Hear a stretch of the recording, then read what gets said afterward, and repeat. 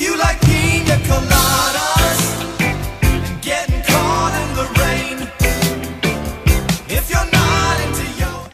Hello, everyone, and welcome to the Kayfabe Today podcast, the show whose members are the only people in entertainment who haven't been harassed by Harvey Weinstein. So, you know, good for us. I am your host. My name is Eric. You can't follow me at MTL Broski on Twitter anymore because I'm banned for life for calling Bullet Club's fans retarded. I would suggest you go over to my backup Twitter, MTL Broski 514, but that's suspended too for 12 hours, so just fuck off, don't follow me. I'm here today with Mr. Reliable from the Hibiki TMD YouTube channel, Travis. Hello, Travis. It's been a while. It's been a minute. What's going on, guys? Good to be back.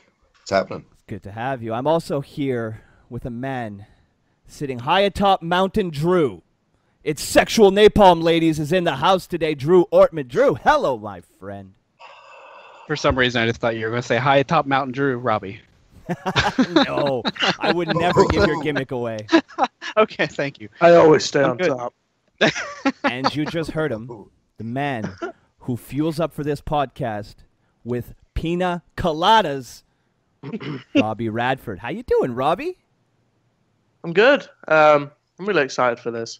I know. I want to put it out there to the millions and millions. That nice dramatic pause. I was like, did he just die or something? What happened? That unfortunately, I'm ill at the minute. I've got a case of the millennial headache, which is 10 times. It's deadly. It's taken over. So what exactly is what would happen if me, Travis, or Drew got a headache as opposed to you? What makes a millennial headache so much? Okay, so your symptoms are Oh my God. you kind of like. So any other headache is just a headache, where we experience like stages of like veganism, third wave feminism. Oh my God. Vaping. My hair goes short and turns blue. Do you gain 500 pounds and start hating men as well? Yeah, and I believe that fat shaming is a thing. What about hate speech? Are you damaged by hate speech? Oh yeah, I was the advocate of hate speech for the millennial generation. It's okay. I'm okay. Did you feel like attending a liberal arts college on top of it? Oh my God. I got into this argument once with this girl on Facebook, right? And she was being a fucking total liberal. So I go over to her Facebook profile and I look and I'm like, you're a liberal arts student. Okay, have fun with your useless fucking degree. Have fun working at McDonald's. You can paint Have a good nap, pretty much. Yeah, See you when you exactly. wake up. So it's been 2 weeks since we've done a podcast. Boys, I feel like I owe our audience a little bit of an explanation. I take full responsibility. I've had some issues. I didn't really know where I was going to live for 2 weeks. And believe it or not, when you don't know where you're going to live, podcasting isn't exactly a priority. So I took a little bit of time off to focus on that. And I not only did I find a place, I found it for a significantly cheaper rent. So I'm back and I'm ready to podcast with the boys. I missed you guys. And just a quick aside, there will be some more videos coming out on the channel. This is the longest gap I've gone without putting anything new up, which normally wouldn't bother me, but I got people paying me every month to do it, so I feel really bad. So to Eric, Rocky, and Jay, more content is coming. Thank you very much for your patience. There, I got that fucking pandering out of the fucking way. Get off my nuts. Send me more money. But yeah, we're all rested up now. We're ready to go. We're here to do the podcast. We got some news. We got some Raw. We got some SmackDown and TLC predictions. So now you know what we're gonna do. So just sit back, relax, and enjoy yourselves. Light whatever you need to light. Inhale what you need to inhale, and enjoy yourselves. All right, boys. So much juice. All right, so what do you guys want to talk about first this week? Since Robbie's our main news guy, he's always the one giving me the scoops. Okay. What do you want to start with, Robbie? I want to tell the audience a funny story that happened to me today to kick off the show. All right, let's do it. I love yours. If it's anything like your airport story, I'm fucking on the edge of my seat, ready to listen. Okay, so I got really bored at work today, which is no big surprise. Like where this is going.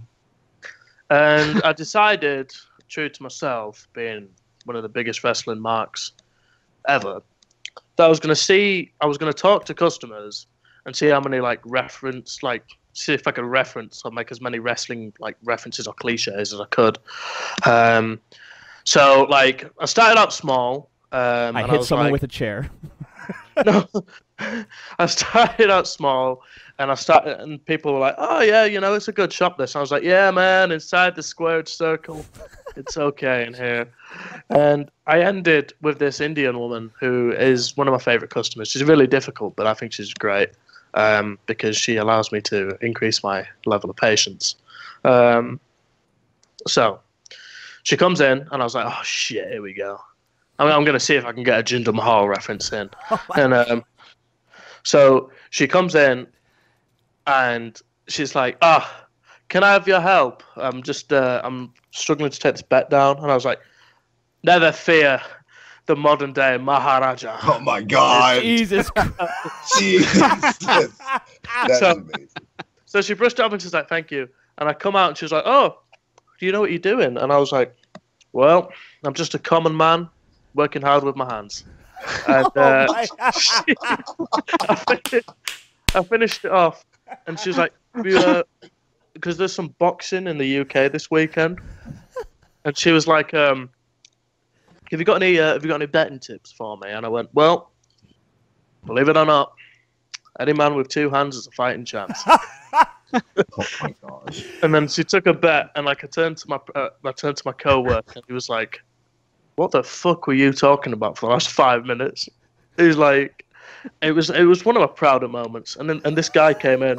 What a mark! And this guy came in, and this is the best bit. So this is my proudest bit because it was Ric Flair, and it wasn't Ric Flair that came into my shop. I was like, whoa, this story got real interesting. Don't worry, he didn't try to sleep with me. So. No, that's Weinstein.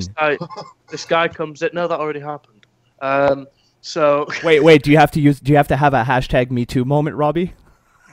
It's like a me free because it was with Ric Flair and Weinstein at the time. So this guy comes in and he's like, "Oh, who's the second favorite to win the race?" So he's like, "Who's currently like pole to finish second?" And I went, "Well, it's whatever the horse was." And he was like, "Oh, do you think it'll win?" And I went, brother, to be the man, you gotta beat the man. Like that. And the guy just looked straight up at me, dead in the face, and just went, did you just fucking quote Ric Flair? And I was like, Nice. I was like, yeah. And he was like, how bored are you? And I just went off, and it turned around, but it was a great shift. But yeah, wrestling. There you go. That's fun. That's fun when you're like, you figure you're playing a little game with yourself here, like, I'm going to talk in wrestling references, and then somebody's like, wait a minute, why are you doing that? And you're like, I've been found. Well, I had a good 30 minutes. Well, if they asked me what was wrong with me, I'd just be like, I hear voices in my head. Oh, my God. Next week you come out with a mop with a face on it. Yes. Or a mannequin head with "help me" written backwards, and you ask people Sad part and you is just I keep spent going the up to whole time people. trying to think one. While Robbie was talking, I was like, "What can I come up with?" That was the best I had. You just keep coming up to people, and you'd be like, "What does everybody want?" And they're like, "I don't know. Please stay away with me." What does everybody need? I'm gonna have to call security. Like the next time I take my better half out to dinner and we have like this really nice meal, right? We'll sit down, we'll eat. She'll talk about how good hers is, and I'll be like, "Mine is the best there is, the best there was, and the best there ever will." Yeah, but you got to say it like really bitter, and then blame Seth Rollins if it's Raw or something. Just blame America. Yeah. The Patriot. Oh God, the Patriot. Just blame Del Wilkes. Del Wilkes. But yeah, but just to come back real quick to Al Snow, since we made the "What Does Everybody Want" reference, he was the guest this week on the Shining Wizards podcast. It was a very good show. You guys should go listen to it. But it got me thinking, do you guys remember back in the 90s when they released his action figure and there was this whole controversy because like the media was like, oh my God, this wrestling action figure comes with a severed head. Oh, Yeah. I have one of those. I remember that. Do you? Yeah. Fucking sociopath. Of course you would. Of course Drew would. High atop Mountain Drew are the Al Snow weird action figures. Weird action figure. I am never going to get tired of Mountain Drew. I mean, worth the climb. That's a T-shirt. Sexual napalm. Sexual napalm. That's so fucking funny. It sounds like somebody that's horny, but they fart a lot. I don't know. It's, What? What? I'm done. Rob's done. Oh my god, I fucking missed you boys. I'm fucking dying. I retired Robbie, just like Roman. Look at that. Oh, Jesus fucking Christ. Is there anything else in the news, Robbie, that you want? Oh, the news. Just take over the show, please. We're going to talk about Hall and Oates for an hour. Oh, God. So, I'm not singing again. Oh. So, No, we only sing on the pre-show. there's been some interesting news lately, aren't there? Let's get to everybody leaving WWE because we missed that because we weren't here. Recently, it was rumored that Neville walked out at the beginning of Raw. What, 2 weeks ago now? Was it 2 weeks or 3? Last 2 week, right? 2 weeks, right? Last week. Yeah. Could have. The 9th overall? Okay, Yeah. so 10 days ago, not quite 2 weeks. So Neville seems to have walked out on WWE. A lot of rumors going around he wasn't happy with creative. And, we'll get back to that. But as if that wasn't bad enough, there's a new report now. I'm reading conflicting things. So it's either she's gotten personal time off or she just straight up walked out. Nia Jax, apparently not happy with creative or her paycheck. Creative, I understand. Paycheck, give me a fucking break. As much everybody who listens to this show, you guys know I love Nia Jax. I constantly defend her. We've had her here, and just so she can clear things up, we got a special guest, ladies and gentlemen. Nia Jax is in the house. Nia, what the hell is going on? Hey boys, good to be back. I wish Hi, it was under Nia. better circumstances. So They're flat guys. You heard it here first because I love you guys. I'll tell you guys. I don't give a fuck about my 90 days. They lowballed me, and I called my cousin, and this is bullshit. My storyline makes no fucking sense. I just turned on Alexa. Now we're besties. I'm done. I'm fucking done. I'm gonna go suck Byron's cock. See you boys. Thanks for having me. Do you know she's Well, thank you I've very heard much, that- Nia Jax, for taking that time out of your schedule to give Kayfabe Today the #1 scoop on what happened. Oh, I can't breathe. oh I've my! heard that I don't think I've I've ever. heard that- I don't think I've ever screeched like that on She's the show. She's a Spitfire. My She- God. she is. Oh wow! I wasn't expecting such honesty like that. Well, thank you very much to Nia Jax. Maybe we can get her back. Like maybe in the coming week. Hey, since she's not working now, maybe she could join the show full time. Travis, you seem to have connections with her. Maybe put in a good word. We'll get a few more eyes and ears on the channel on this podcast. We'll see what happens. Oh, I'm tight with those Samoans, man. You know me. Samoan. Someone doesn't even know how to say it. God, I fucking love that Fucking tweet. poser. I heard a scoop. That Nia Jax was going to feature in the BBW porn movie, The Fat and the Furious. Robbie, Jesus Christ, you're a millennial. You're not supposed to fat shame. Oh I didn't wait, know if I was supposed to laugh or wish that was secretly true. I don't know which one to take right now. Jeez. It's Nia Jax, Well, hey- Piper Niven, and Jessica Havoc. Well, they're next month's centerfold in Playboy is a tranny, so maybe the month after that we could get a giant lady as centerfold for the first time ever in Playboy.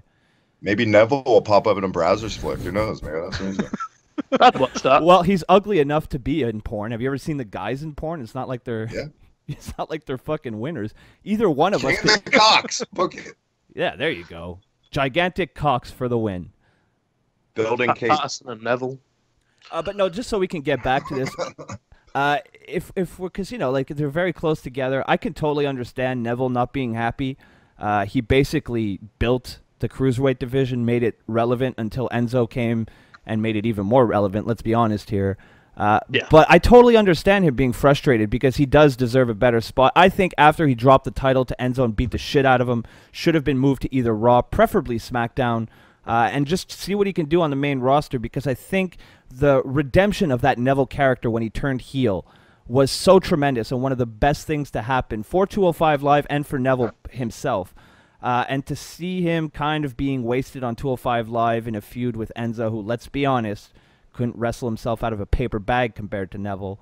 I totally understand him. Now, Nia Jax, on the other hand, I can understand her being upset with creative, but you want more money for what exactly? Why? You haven't been on the main roster for a year. You haven't been moving. Let's be honest. She doesn't sell tickets. People aren't going there going, I can't wait to see Nia Jax's match. Nobody says that. All right, nobody. So why do you want more money? Because your cousin is The Rock? Suck my dick. In fairness, please, no one tell Nia I said that. She'll fucking kill me. I won't let her know. Thanks, man. I appreciate that. Like, she's had a really great year in terms, if you want to look at like a zero to hero rise, but it just doesn't warrant. I don't know if it's true. Like, I'm gonna wait for like, as much as I hate him, that Ryan Satan guy or Meltzer to tell me otherwise. But if it's the money thing, I genuinely think this is one situation where the WWE just shouldn't be held to ransom because she can't, when there's big females, and I don't mean like big as in, you're not being a disrespectful, but you're not trying to be disrespectful here. Big in terms of popularity, in size, but like what I mean is like when you've got females like Jazzy Gabert, Piper and Jessica Havoc, who are like of the same powerhouse style and can wrestle like rings around Jax. It just seems, and especially in 2017, when there's like so much exposure to these women, they don't have to be held to fucking ransom by someone that's like been like remotely good for a year, when like Jazzy and Piper have been tearing up for a good couple of years now. Yeah, well, that's what I was thinking too with this Mae Young Classic that just happened. They just got eyes on a bunch of like fresh talent. So if I was in WWE's position and she's trying to hold me up for more money, here's your walking papers. Bye. I was going to say, if it's money, this is a really bad time for Nia Jax to stage this. It really is. Because they could literally turn around and be like, did you just see the tournament we had? But you know how desperate WWE is to stay in The Rock's good graces, so I could totally see them caving. Totally see it. You know, I don't know if it's right at the same time to hold them up for money and for the spot on the card, because if your spot's not very good on the card, what kind of money are you supposed to get? Yeah, that's actually a really good point too. I mean, she's been kind of flirting with the main event scene. She did get her title shot against Alexa, right? Did she ever get that? Or was it? It was on Raw and it was a throwaway match. Yeah, and then the next week they were back together, right? Yep. Yeah, that makes no sense to me. So like I said, I understand the creative, but the money thing just rubs me the wrong way. Anytime that someone just hits someone else up for some money, and I feel like, because let's be honest, I'm not taking anything away from her, but she's not setting the world on fire. People aren't buying tickets to, I'm pretty sure her merch sales are nowhere near the top. So she's got awful merchandise as well, so that furthers that point. And that's another thing with Neville, that King of the Cruiserweights t-shirt that was basically designed by a fucking 3-year-old. What an insult. What an insult. Worst shirt since fucking Alicia Fox's t-shirt. I don't know if you guys remember that. It was like a cartoon version of her with like foxes. Wait, it said naughty like a fox or some shit. Ugh. You have one, don't you? Drew's wearing it right now. Drew's wearing it right now. He wears it every week. It's his lucky shirt. Yeah. No sleeves. Of course. Hey, that's Robbie's gimmick. Easy, Drew.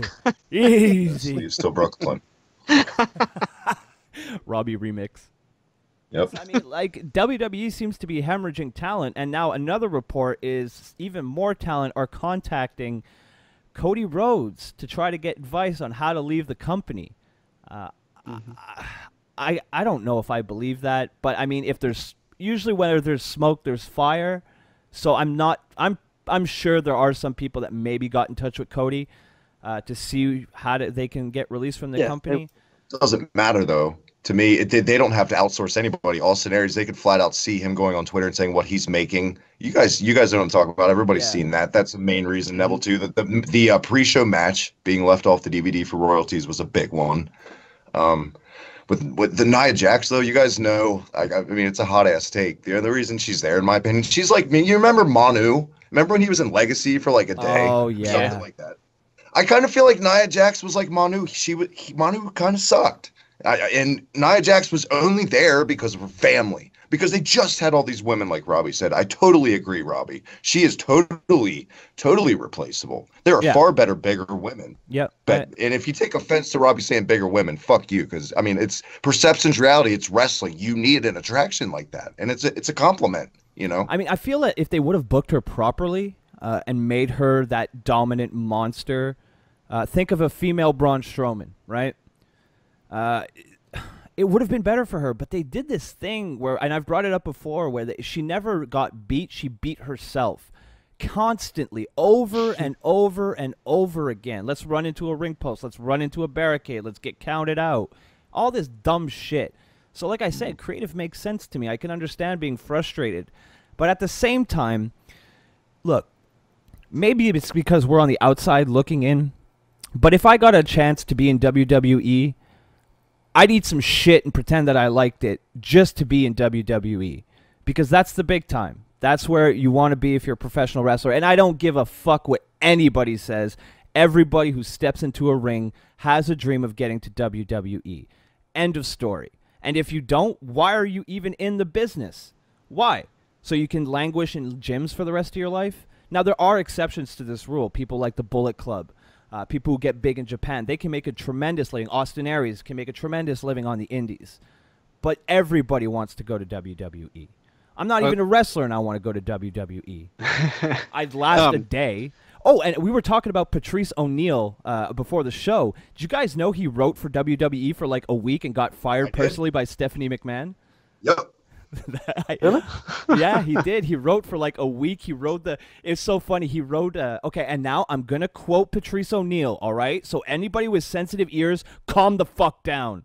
He told this story about how, like, because the writers fly with Vince, right?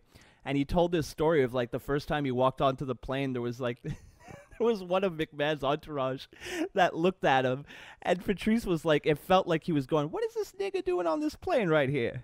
And it was just like he tells all these great stories of like, he told this story about one wrestler in particular who really didn't like him. I can't remember who, but it was hilarious. I'll put a link down in the description. I'll find the interview. It was from the open end. Was it? Oh, yeah. I think it was JBL. Yeah, I wouldn't be surprised. But yeah, I'll leave a link down in the description for those of you who are interested. It's from the Opie and Anthony show a couple of years ago. But yeah, it's definitely a very interesting listen. So I highly recommend it. Like I said, I'll leave a link down in the description. I was going to say on that topic, I've just seen that now Jimmy Jacobs has gone back to the Independents. He's getting bookings left, right, and center. See that selfie he took at Global Wars, Robbie? I thought this segment was funny. But I don't like, and as much as I like the Young Bucks, I enjoy the Being the Elite series. And I'm going to go for like a little bit of a rant here. I really hated that main event. Like, that was the last main event of Global Wars. Like, it was a 4-day tour, and it was like, well, it was for those of us, including me, who didn't watch Ring of Honor Global Wars, what was the main event? So the main event was for the United States Championship. It was Yoshihashi versus Kenny Omega. Has been known. Sorry. My gag reflex went off. No, don't worry, because I did the same for this match. What? No, I hate these Kenny Omega matches. So what happens is Kenny Omega works two styles of matches. Bad and terrible. Obviously not. He works. I'm not biting. He works like he either works these absolute like 4 pillars levels of like matches, or he works like these house show like comedy matches, and he decided to kind of mix the both.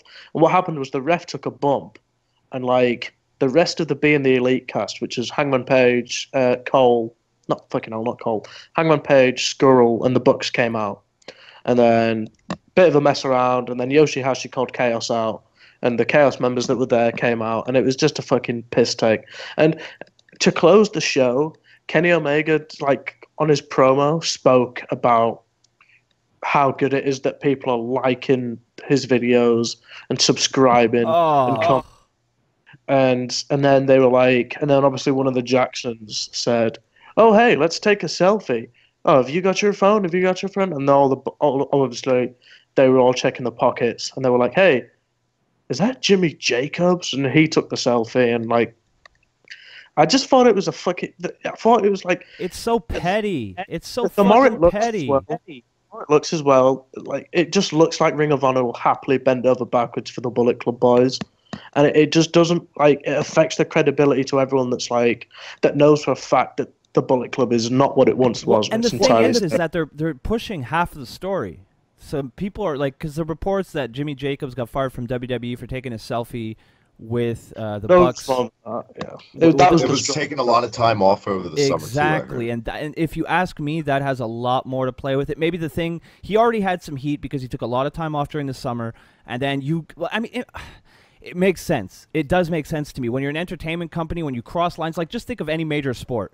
What if you go, like, you're on the field in the NFL and you go hang out with the opposite team? You're going to get in shit, right? It makes sense to me. There's no problem there. Yeah. But this whole narrative... You can't even cook somewhere else if you work at Red Lobster. You can't get a job every Tuesdays. You'll get there you go. And it's like... And it's like... That's the problem that I have here. They're pushing half of the story that makes them look good, that makes WWE look bad. And it's like, I get it. They're your competition. It makes sense. It's just such a scummy move to be like, oh, I got fired for taking a selfie. No, you didn't, you fucking cunt. You didn't get fired for fucking taking a selfie. You got fired for not going to work. It felt like a real slap in the face. It felt like a real slap in the face for me personally because, like, obviously the UK fans, like, this main event came around at 5 a.m. Jesus. Well, that and you're hot off the heels of that lackluster Suzuki Cody main event of the last pay-per-view, right? Yeah, they had a pretty weak match, but thankfully this like Global Wars tour like it brought up some real great matches. Like Jay White, who's a good friend of mine. Look at this fucking name dropper. He had some really great matches. Will Ospreay, surprise, had some great matches. Flip Gordon had an incredible, like a spectacular match with Will Ospreay, which is like the penultimate match. Like it was the match before this main event, and it just felt like a slap in the face that I was watching this closing fucking promo at 5 a.m. and it was Kenny Omega talking about likes and subscribers on a YouTube channel that like maybe half the audience at least doesn't care about. Hey, guess what? Up Down Down has over 1 million subscribers. Suck my dick, Omega. Yeah, like fuck your YouTube channel. Like I love the channel. What's that? Yeah, Travis? like I said, it doesn't have Breezango on Omega's channel. Yeah, that's there for you sure. go. There you go. Like I love their channel, but like it just it's essentially like now it's like Ring of Honor is starting to feed the Bucks' ego, and like they're booking certain shit, and it's just not fun, and it doesn't bet anyone. Like Yoshihashi. Like could have really benefited from because it was his first tour of the US, I think, and he could have benefited from a really stellar main event with Omega, which is a given. But Omega just decided not to really turn up until like the last 5 minutes, and it was just pretty weak. So I'm sounds like your boy Nakamura. I've kind of thought I'm still yet to see a great match from him in a good couple of years. Well, I've never seen a great match out of Kenny Omega, so. Well, I can list a good 5. Wrestling is subjective. No,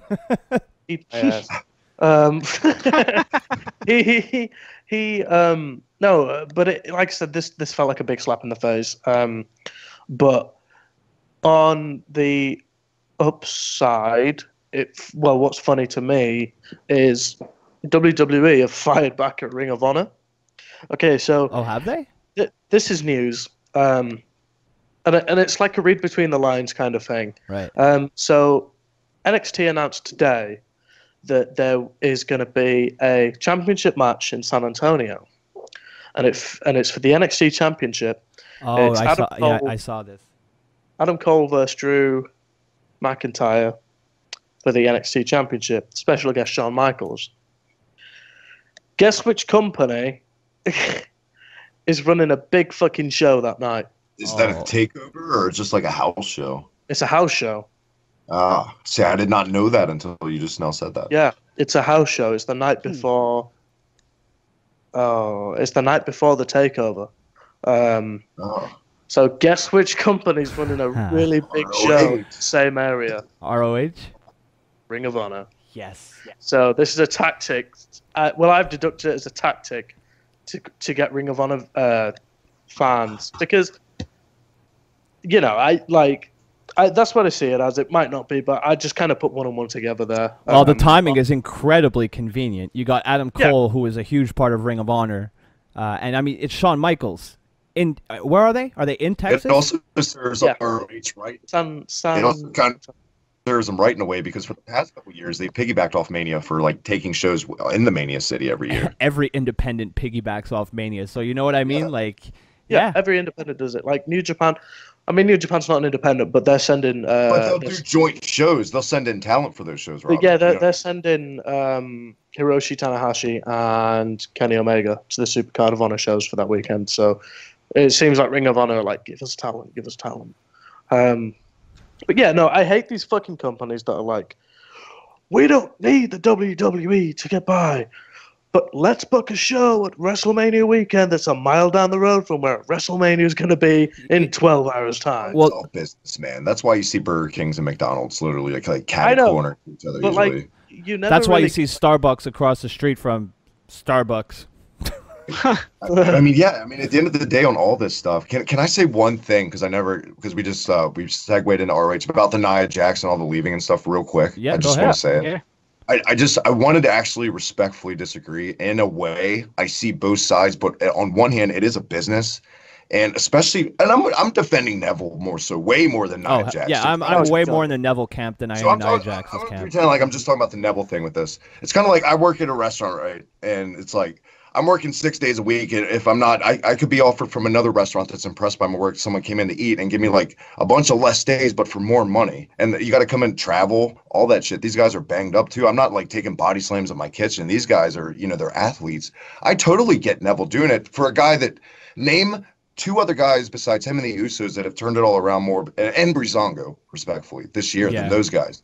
They deserve everything better than this shitty T-shirt. And the other thing I disagree with Neville with, really, if he did disagree with jobbing to Enzo because Enzo's disliked, well, too bad. It's also business, like I said. And Shawn Michaels wasn't too popular back in the day backstage, and he was a draw. And it's fucking wrestling too. And you got to go with where the merch is. Enzo still draws attention. I don't really think it was that. It was more royalties and money for Neville. I think he could really care less at the end of the day with the Enzo shit, though, really. I think he's a professional. Well, but I do see both sides. Think of the chunk of change he's missing out from his match being cut out from the WrestleMania DVD. That's a huge payday for them. And with the network being what it is, and with pay-per-view, like, paydays pretty much non-existent. I was going to say, what's pissing me off as well, I understand it's the pre-show. That match was one of the better cards on the show. It was. Whereas you're going to get that fucking women's match that just made it onto the main card that was trash. Yep. And they're all going to get a paycheck from that. And, that's what annoys me. But, the more I think about it, the more open I am to watching Neville on the independents. Really, to me, it's clear what these guys are doing. I don't know for you guys. It's like, get yourselves over enough and then leave for the indies. Yep. Jack Swagger's making a good living, for Christ's sakes, right now. I just said this on Cruise Control last night with Logan and stuff. It's like this rinse and repeat formula. The thing is, WWE's going to catch on to it and going to start not paying guys on the 90 days. And they're going to be like, well, fuck you. Good luck. Yep. But what the thing is about wrestling, and we say it all the time, right, on the show, that it's the weirdest era ever where you make more money than indies. It's just that weird fucking thing right now, what it is. But is it ethical as a talent to do that? It's fine. I mean, it's business. I'm sure WWE aren't white knights backstage. They're assholes too. Neville is the definition of a hard worker. Get yourself over. Everything they claim to want in somebody, but now he's the epitome of the glass ceiling. Like, apparently not good enough no matter what he did. And I get it. I mean, this is a guy that had zero personality and couldn't cut a promo. They put him in a fucking cape. Okay. Yeah, they put him in a cape. They put him in an awful tag match with Stephen Amell at SummerSlam against. I didn't mind that match. I thought Amell did all right. No, he did okay, but it didn't, when you look at, if you want to look back in the career of sprinkles on a turd and then you eat it. Yeah, can't polish a turd. Yeah, it's exactly like that. It's like... It's close. It is. Yeah, it just annoys me. And then, this guy, like you said, Travis, this guy, he turned heel. He found this amazing ability to cut promo. Well, they seem like he always could, but they just, for some reason, didn't let him do it with the scripting. And his moveset changed. He started being a proper heel. he never busted out the red arrow because obviously it would get over because it was a big move. And I love how he used to go for it and then be like, no, you don't deserve it. It's so good. He did it. Was it the night after WrestleMania when he climbed the ropes and basically, and then just went straight into the. And then he didn't do it again until he hit it on Enzo that week where like everybody turned on him. And that was the face turn. Cynical though, like they cheered that too because fans cheer Owens when he does heel tactics. Guys like us, right? Like we totally cheer the heel tactics person. Just saying. Like well, Owens to me is not a heel. How dare you? The national hero. But he not where it was. But yeah, sorry, and they remixed his theme. They changed his gear up, and like he was like, okay, I'm a big deal. He ran the cruiserweights. He picked that shit off real quick, and like you said, they gave him some awful merch, but the thing I see is I don't see why. Like I said, I don't think he has a problem with jobbing to Enzo. Because it wouldn't really affect his merch. But considering that he lost the title via low blow, like if he lost via some shitty shenanigans, then I don't know. A low blow is a pretty shitty shenanigan, if you ask me. No, that's what I'm saying. Okay. He didn't lose clean to Enzo in the middle of the ring. Oh, right, It was a low blow, and it was almost like a double turn. Well, it was a double turn to a degree. And, I think it's been hard done by, but like you said, these guys can afford to work full-time on the independents, especially if he wants to go back to Japan. He's going to make a killing now, no matter where he goes. Yeah, like Cody Rhodes did it, Jack Swagger did it. And if Cody Rhodes can do it, Neville can do it. Neville's a shoe-in. I also talked about like Bray Wyatt. He's another guy that I could see leaving for more money. And not that I'm saying I'd be a big fan of it, but business-wise, I would book it just on how popular New Japan is now. Him and like that group with Naito. I can't pronounce their name. Thank you. I feel like an idiot when I have to pronounce their name. I feel like he could definitely rejuvenate himself and make a killing on the Indies right now out of all the guys because he deserves way better than what he's been getting. He shows glimpses as well of being really good. But they're so sporadic that you can't ever justify him being so low on the card or having such shit feuds. You can't have faith. Yeah. And George Michael says you gotta have faith. So amen. Rest in peace. From one guy to another. Oh my. Oh my. Oh my. From Matt Patterson, shout out to him too. Oh, and they both like it raw. It's dear. Monday. Jesus Christ. Jesus Christ. Well, this show came to a screeching halt. Always the one. So is there anything else you guys want to talk about news-wise this week? Anything else catch your attention? I guess I got suspended from Twitter permanently on MTL Broski because I took a poll recently to find out which fan base was most toxic. And surprise, surprise, Bullet Club fans won. And I got into this argument with this Bullet Club fan, and I called him. Oh God, yeah. That dude is the epitome of why I hate the Bullet Club fans. He's trying to claim that the Bullet Club makes more money than the NWO. That the NWO had less stars in it than the Bullet Club. And when I brought up Hogan, the biggest draw of all time. He couldn't work. That was his excuse. He can't work. And I'm like, and I remember when he said he couldn't work, I was like, look at this kid. Isn't he cute? He thinks wrestling is about wrestling. How adorable. How adorable, you fucking Irish potato farming fucking idiot.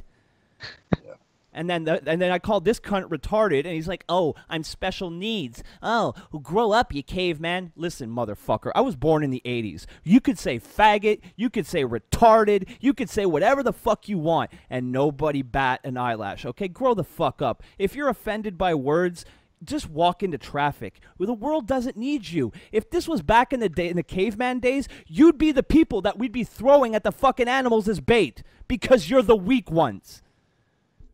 Don't suspend me on Twitter, you fucking assholes. How dare you? 8 years. 8 years, boys, I put into that account. Gone. And then today I got fucking suspended for 12 hours for saying a feminist who wanted all men to have a curfew of 9 p.m. and I didn't even call her. I said that was a retarded idea, and I got fucking no. I said it was an insane idea. I said it was an insane idea, and I got suspended for 12 hours. I guess I shouldn't have Ben Shapiro as my Twitter header.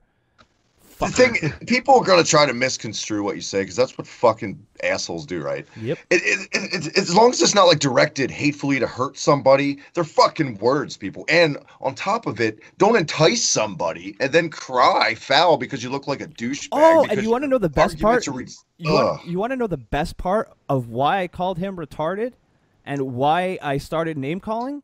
Because a vision softly. Thank you. I need to calm down. He called me an asshole and a faggot in the same sentence, and he didn't get anything. His Twitter account's fine. The last time I told Jim, one of our friends, the last time I told Jim, one of our friends, I love you, faggot, because he said I love you, faggot, I got suspended. So what the fuck is going? Jack, you're a fucking cunt. I'm coming for you, Jack. Because he bought a subscription to New Japan World, and you have the network, and you know. Damn. Yeah, he's better than. But come on, like, fuck. And he tried to, like, I said, like, look, dude, I've been watching wrestling for longer than you've been alive. And then he tries this thing of, oh, well, because you're older, you know more. Yes, you dumb motherfucker. It's called experience. That's what it is. I hate this argument of, well, you don't know more because you're old, dude. Yes, I do because I've been watching it longer. He's like, dude, I go way back. I go back to like '97, man. It's total bull. It's cringe. It's lame, and it's fucking social media now. Everything is so unbearable. Every way you turn, nothing is sacred anymore. For Christ's sakes, David Cross, one of my all-time favorite fucking comedians, under fire for something he did 20 years ago. Oh my god, I can't take it anymore. I'm with you, man. It's just this fucking gluttony of bullshit. Well, it's the culture of outrage and the culture of sensitivity and it's the fucking culture of pussies. Yeah, Let's exactly. Say it. It's the culture of fucking pussies. It is. It is. I mean, if you can't, if someone calls, and I love how everybody assumes, and I'm going to put this out because I know you subscribe to me, you fucking Irish faggot. I punched my fucking wall for you. I know you're listening. I know you're listening because you couldn't possibly be more on my dick than you already are. All right? Grow the fuck up, okay? Grow the fuck up, you fucking loser. Okay? Fuck you.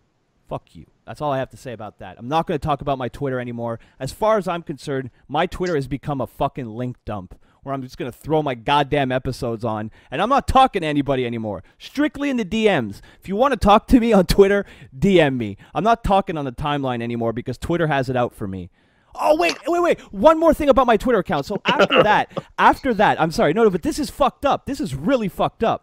After my 12-hour suspension, I was like, you know what, fuck this. I'm not going to have a personal Twitter anymore. I'm just going to make a first thing in the morning Twitter. It's going to be the Twitter for my fucking YouTube page. Link dump, promotion, and helping my friends grow their channels. That's it.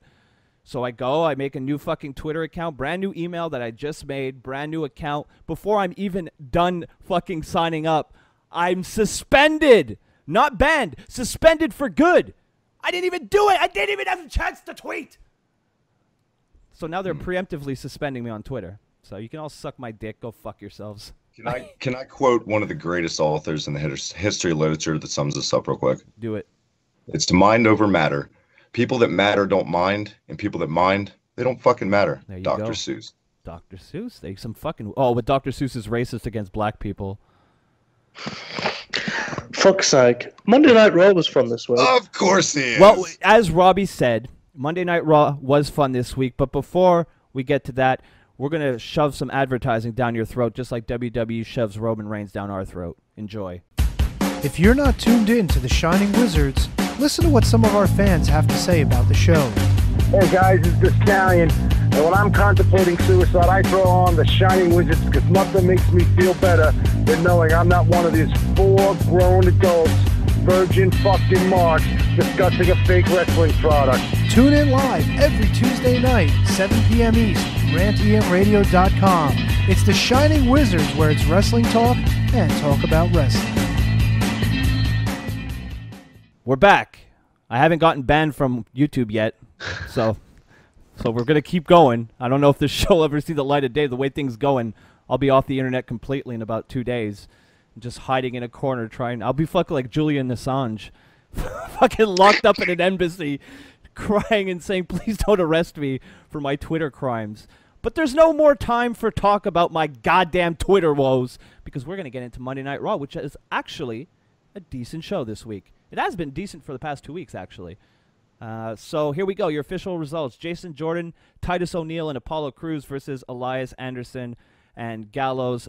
They picked up the win via pinfall. Cedric Alexander defeated Jack Gallagher at 3 minutes and 21 seconds via pinfall. Sasha Banks defeated Alicia Fox at 2:52 via pinfall. What are you doing? Sami Zayn got really pissed off at some airport the other day. It's fucking incredible. He got really mad at what, sorry? Sami Zayn told someone to get the fuck away from me, please. Really? Yeah. Oh, shit. I'll have to check that out. Thank you for... At least that was worth interrupting the results. I was just about to say, thank you for playing that while I'm trying to get through these goddamn results, Robbie. You're off the show. You're fired. WWE Raw Tag Team title match champions Rollins and Ambrose defeated Cesaro and Sheamus, and I got an opinion about Ambrose coming out that might surprise a lot of people. Mickie James and Bayley defeated Alexa Bliss and Emma at 11 minutes and 30 seconds via pinfall in our main event. A steel cage match, Braun Strowman defeating Roman Reigns via pinfall with a little bit of help, but we'll get there in just a minute. So, show kicks off with Kurt Angle talking tables, ladders, and chairs. He mentions the Shield, and all of a sudden, music hits, and they come through the crowd, which I thought was pretty cool. They had their tactical vests on, which isn't as cool, but, you know, it fits the whole Shield kind of persona. It was cool to see. We haven't seen that type of entrance with their whole getup in quite some time, so I thought that was decent. I thought it was all right. Does Dean Ambrose wash his hair with maple fucking syrup?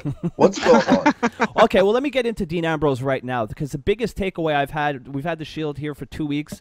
The biggest takeaway from me personally about the Shield is how much good it's done Ambrose.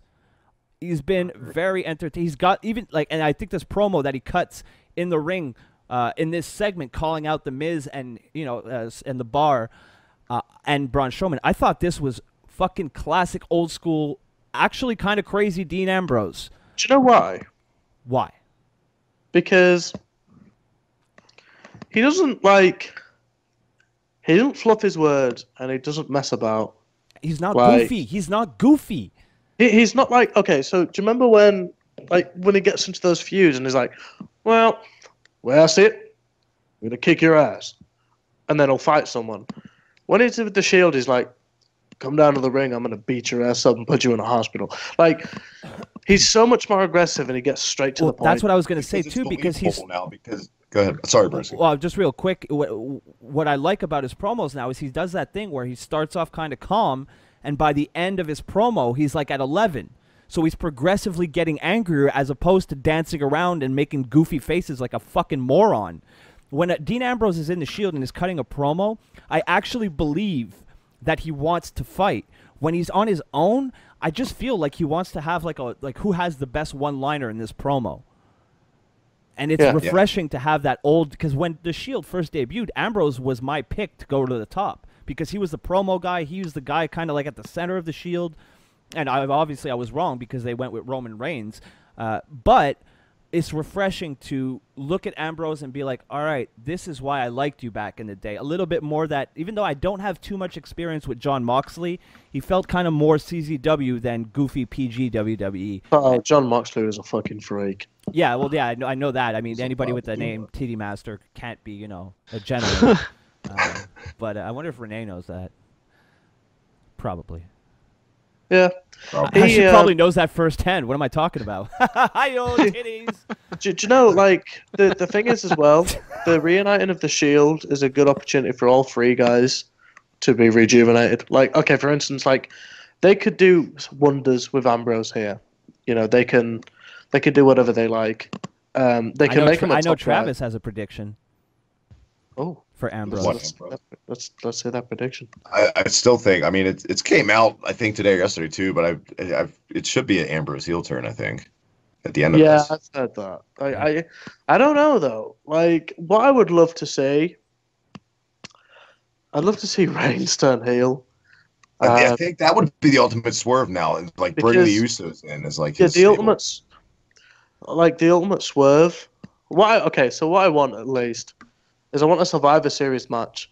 And it's the Shield and the Authors of Pain against whoever the fuck they want to face.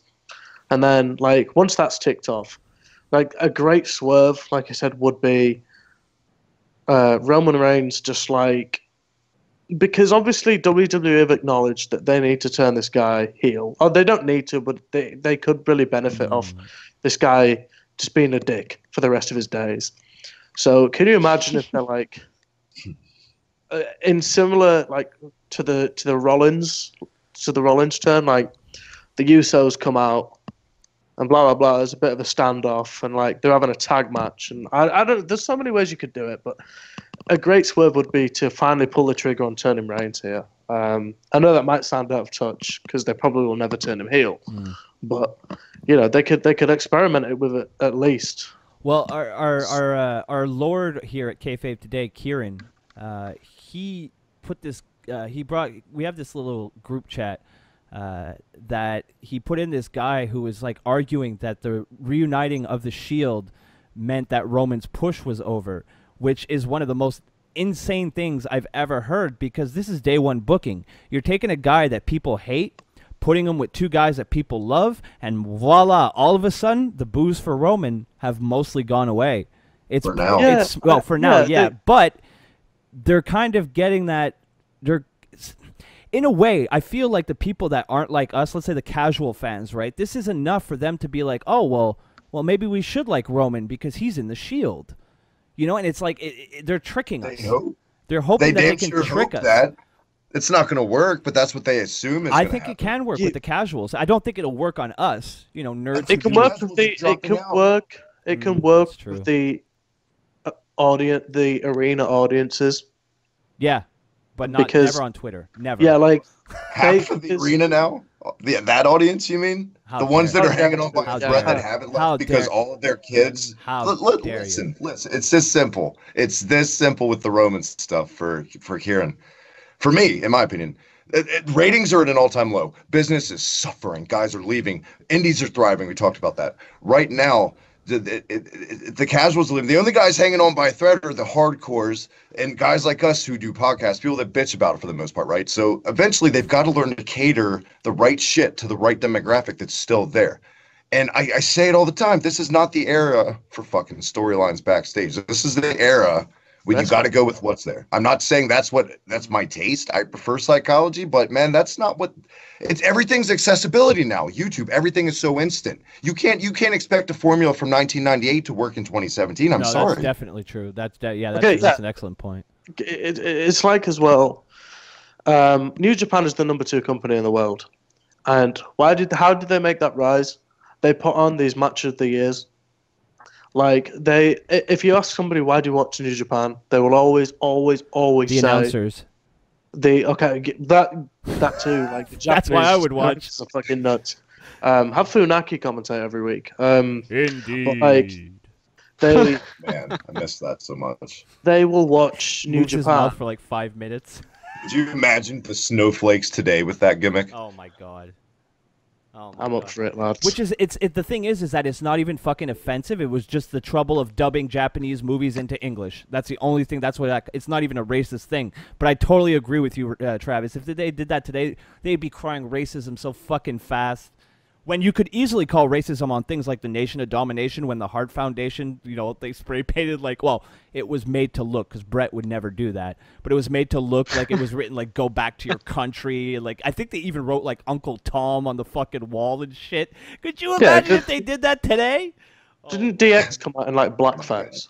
No, that was Piper. And X-Pac. Oh, yes, that's true. When he was Mizark Henry. I can smell what you're cooking, Rock. Smells like shit. The blackface was strong that day with D-Lo and Mark Henry.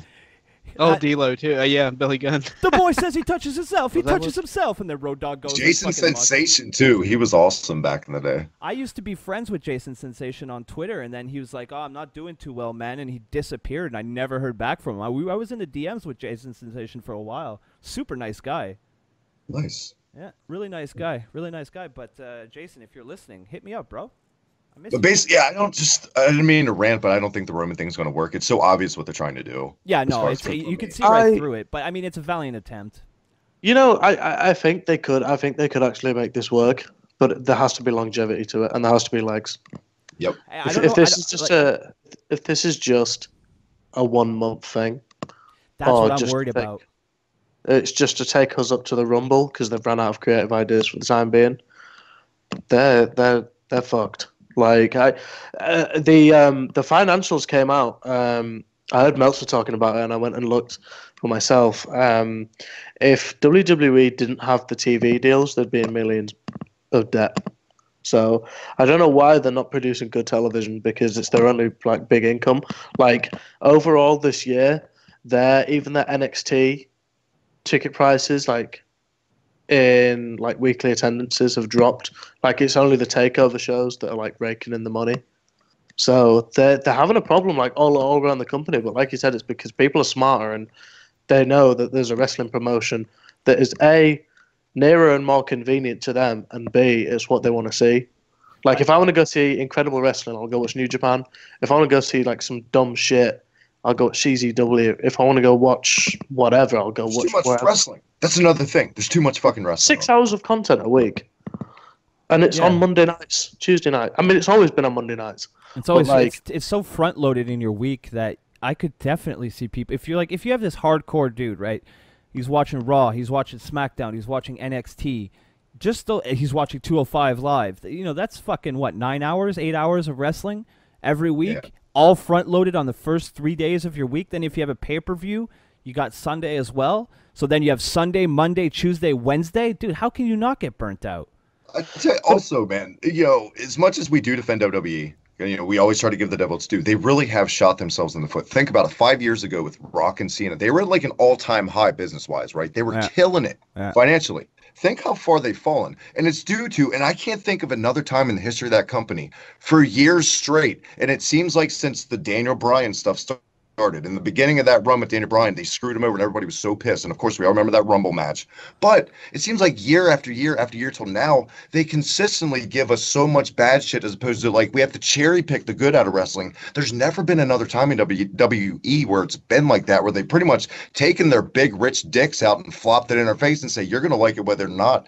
Even in 95, right, when business was at an all-time low, the fans always left those arenas happy. Shawn Michaels was still winning Intercontinental titles. Diesel was over, even though he wasn't a draw. The fans were leaving the shows happy.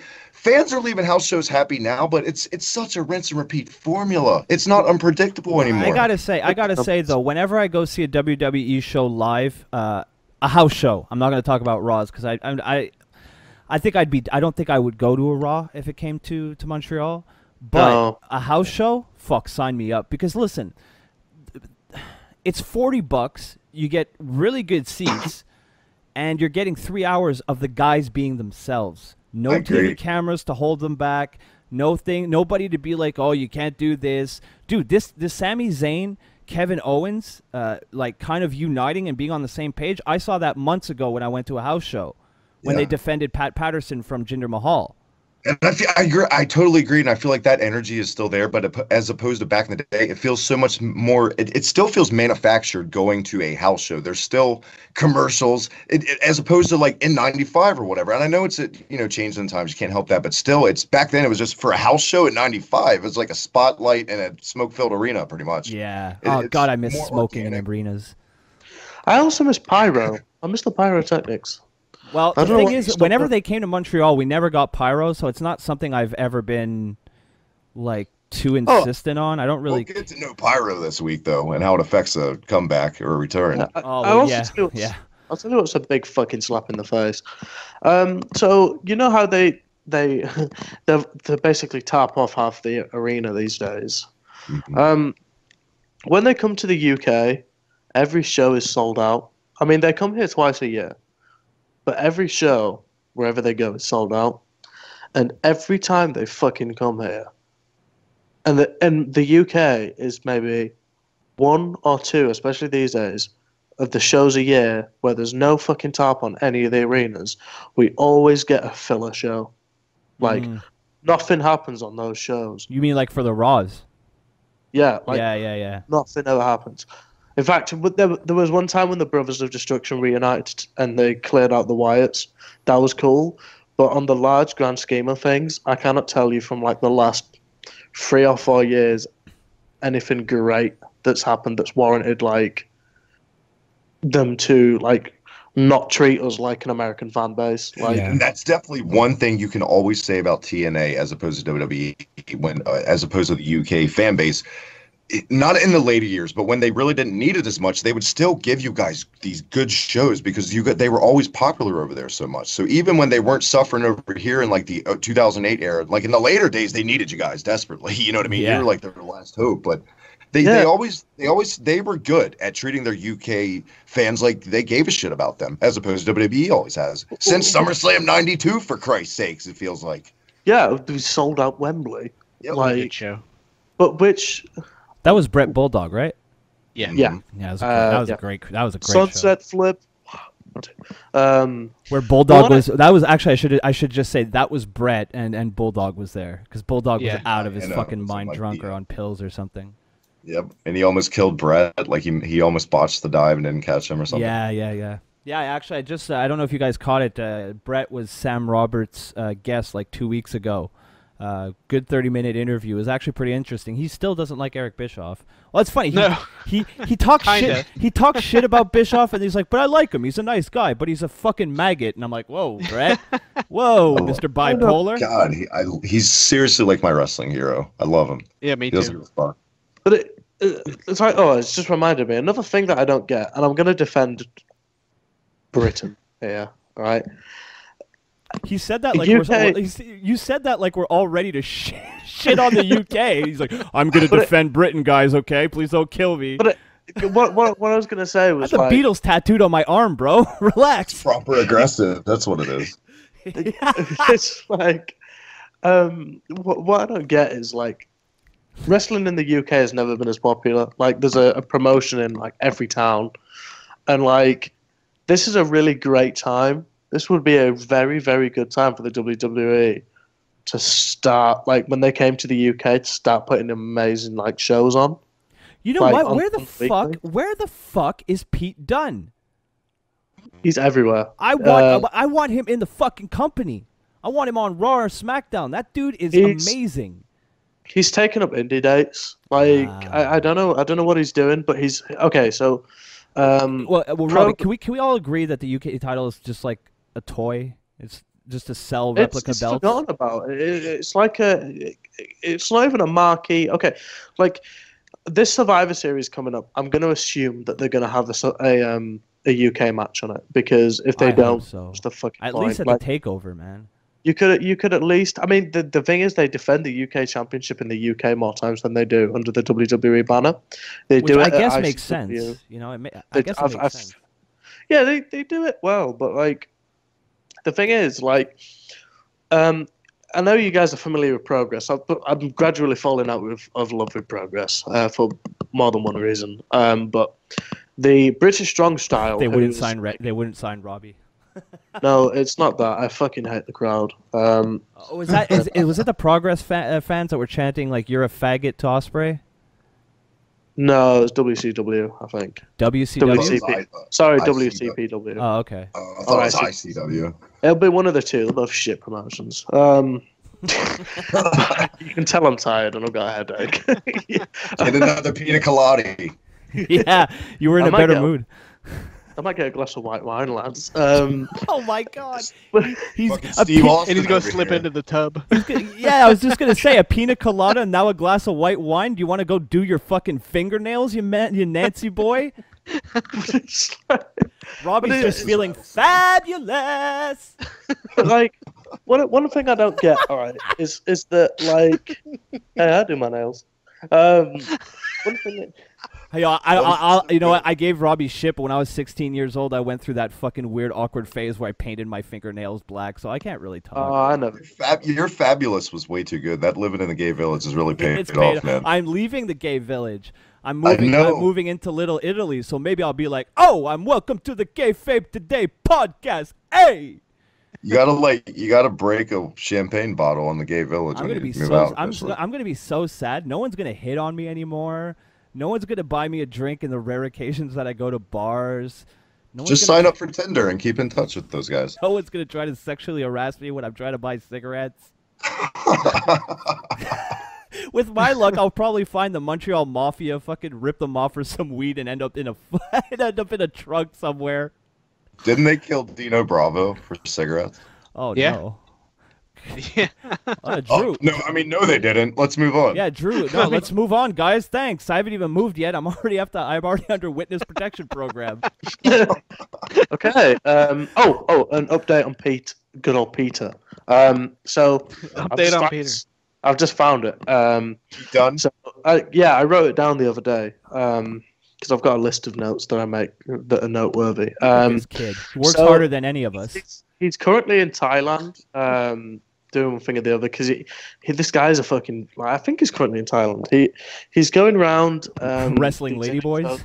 As like he's doing like seminars with like Cam boys, generations of kids, and I think he's surrendering all his titles. Like he lost the Progress Championship at the Progress's big show. Interestingly enough, Mustache Mountain did as well, which is Trent Seven and Tyler Bate. Does that mean they're finally bringing him on the ship full time? Finally, I believe so. Damn fucking time, Christ! Also, if you don't know, Tyler Bate and Liv Morgan is a thing. Pete. Pete knows his value because he had like one of the greatest matches of the year so far. It's either number one or number two for me in what the WWE have produced. Liv Morgan looks like she takes too many somas and falls asleep in the tanning bed for me. She's got that Just saying. I just want to point this out. We're 22 minutes deep into this segment, and we've covered the first segment of Raw. Just gonna point that out there. What happens when the band gets back together, boys? I know. We've missed a lot. Yeah, we've missed a lot. So, you just want to finish up real quick with Pete Dunne there, Robbie? Yeah. I like. If you don't know, Pete Dunne's like my one of my favorite wrestlers at the minute. And I really hope that they just let him go. They made a good start with letting him win the UK Championship, and he's defended it quite a few times. But they need to defend it on NXT shows, on WrestleMania shows, give it some legitimacy, because we're coming up to a 1-year anniversary of the title being established. All right, here's a question I'll throw out to you guys, boys. Do you think we'll ever see the UK Championship defended on a main roster pay-per-view? I do. Yeah. Yeah? I think they should. Honestly, I think they should. The Pete Dunne, Tyler Bate match from the last TakeOver was probably one of the matches of the year for me. It's what completely turned me around on both guys. I thought that match was tremendous. They just got to get some guys signed full-time, I think. Yeah, exactly. But one thing as well is... They wait too long, though, because that buzz over the tournament last January now. Yeah, I don't know, because it only takes, like... Because what they're doing when they tour, especially when they tour in the UK, they're having UK Championship tournament competitors compete in tag matches on the WWE UK tour cards. Right. So you've got James Dow. He's not called James Dow. What's his wrestler name? I can't remember it. But they've got like the wrestlers on the undercard. Pete Dunne's not there, but I believe Tyler Bate and Trent Seven are doing stuff. But what they could really do, and and it's complete dream booking, you could generally have like one day like British Strong Style versus the Shield, and it would be fucking incredible. Yeah, that would be good. But you know, that's me being a UK fanboy dream. That's where you're from. You gotta excuse that.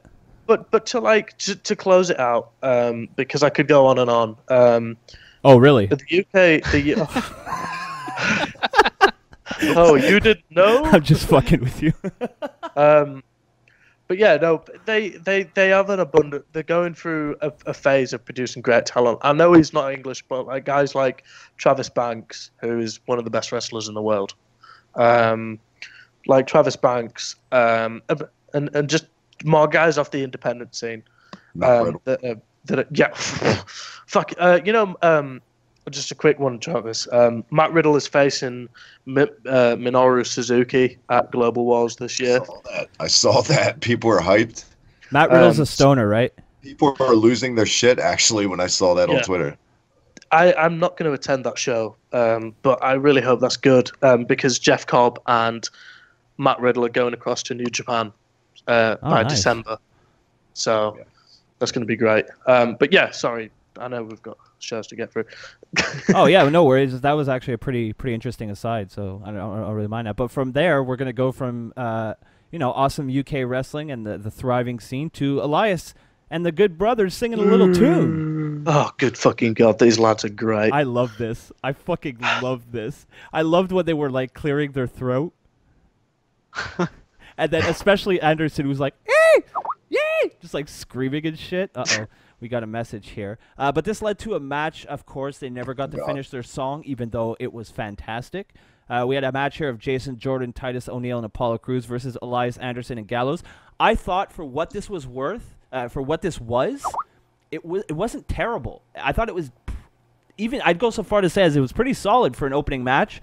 The only downside is there was almost no crowd investment whatsoever. I felt the crowd was really, really flat. But I thought that it was okay. I mean, I get, I understand that. Fuck, Robbie said he had to pee in the chat, and it threw me completely off. from what I was, from what I was saying. That's all I can think about. That's all I thought about. Because I was pal, that's all I could think about. Because I got no clue what you just said. I got the notification. I got the notification that we got a message. I was trying not to look at it. I was like, "Ooh, maybe Drew made a Photoshop." And then I look. I just see I need to pee. Be right back. And then I'm like, "What was I talking about Jason again?" Jordan 6-man, right? That's what it was. Yeah. Oh yeah. Solid, decent match. Oh, that related to the Photoshop of Jason Jordan 6-man. That's good. Yeah, I thought. Like I said, I thought it was a solid match, but I just thought there was no crowd investment whatsoever. It's a shame. Yeah, because Jason Jordan's out there. That's what they've done. It kills it. So then we go backstage with Emma. Who cares? I don't really care. She cuts a promo. Nah. I'm not going to talk about it. What if she beats Asuka? What if? Could you imagine? God. Imagine Emma's the one who ends her streak. Just like she comes in, beats her in under a minute, walks out. Asuka's special. They're going to treat her that way. That's my prediction. Yeah, I think so. I hope so. We got Cedric Alexander versus Jack Gallagher here. Cedric Alexander, whose theme song is Travis's personal favorite. It's his alarm in the morning. He kicks off every single day with it.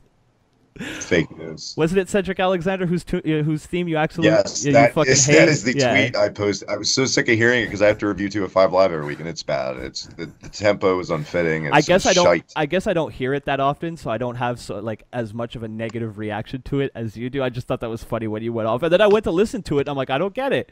It's not good, but I'm not offended by it. It's so easy. Man, bow, bow, bow, bow. It's so fucking annoying. Guys, I've got some news. Is it that you have to pee? I already know. You derailed the show. No. I've opened a bottle of wine to toast to some news that I'm sure you'll all enjoy. Oh, thank you, Robbie. Are you gonna get by the end of this? Robbie's gonna start admitting that he pull it, Danny. Oh God. There's somebody I didn't think of in a long time. No, they're running an angle in which they're breaking up the Bullet Club. I just got a message.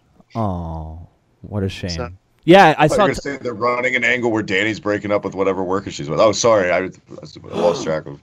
Well, she does only take dick from wrestlers. That's not fake news. She admitted it on a show. I know. I was messing. I like Danny. We follow each other. She's nice. I stopped following her because I was sick of her talking about her boyfriend like she was some love-struck puppy dog. Oh, it's so great to be with such a nice guy. I'm so happy. Nobody cares.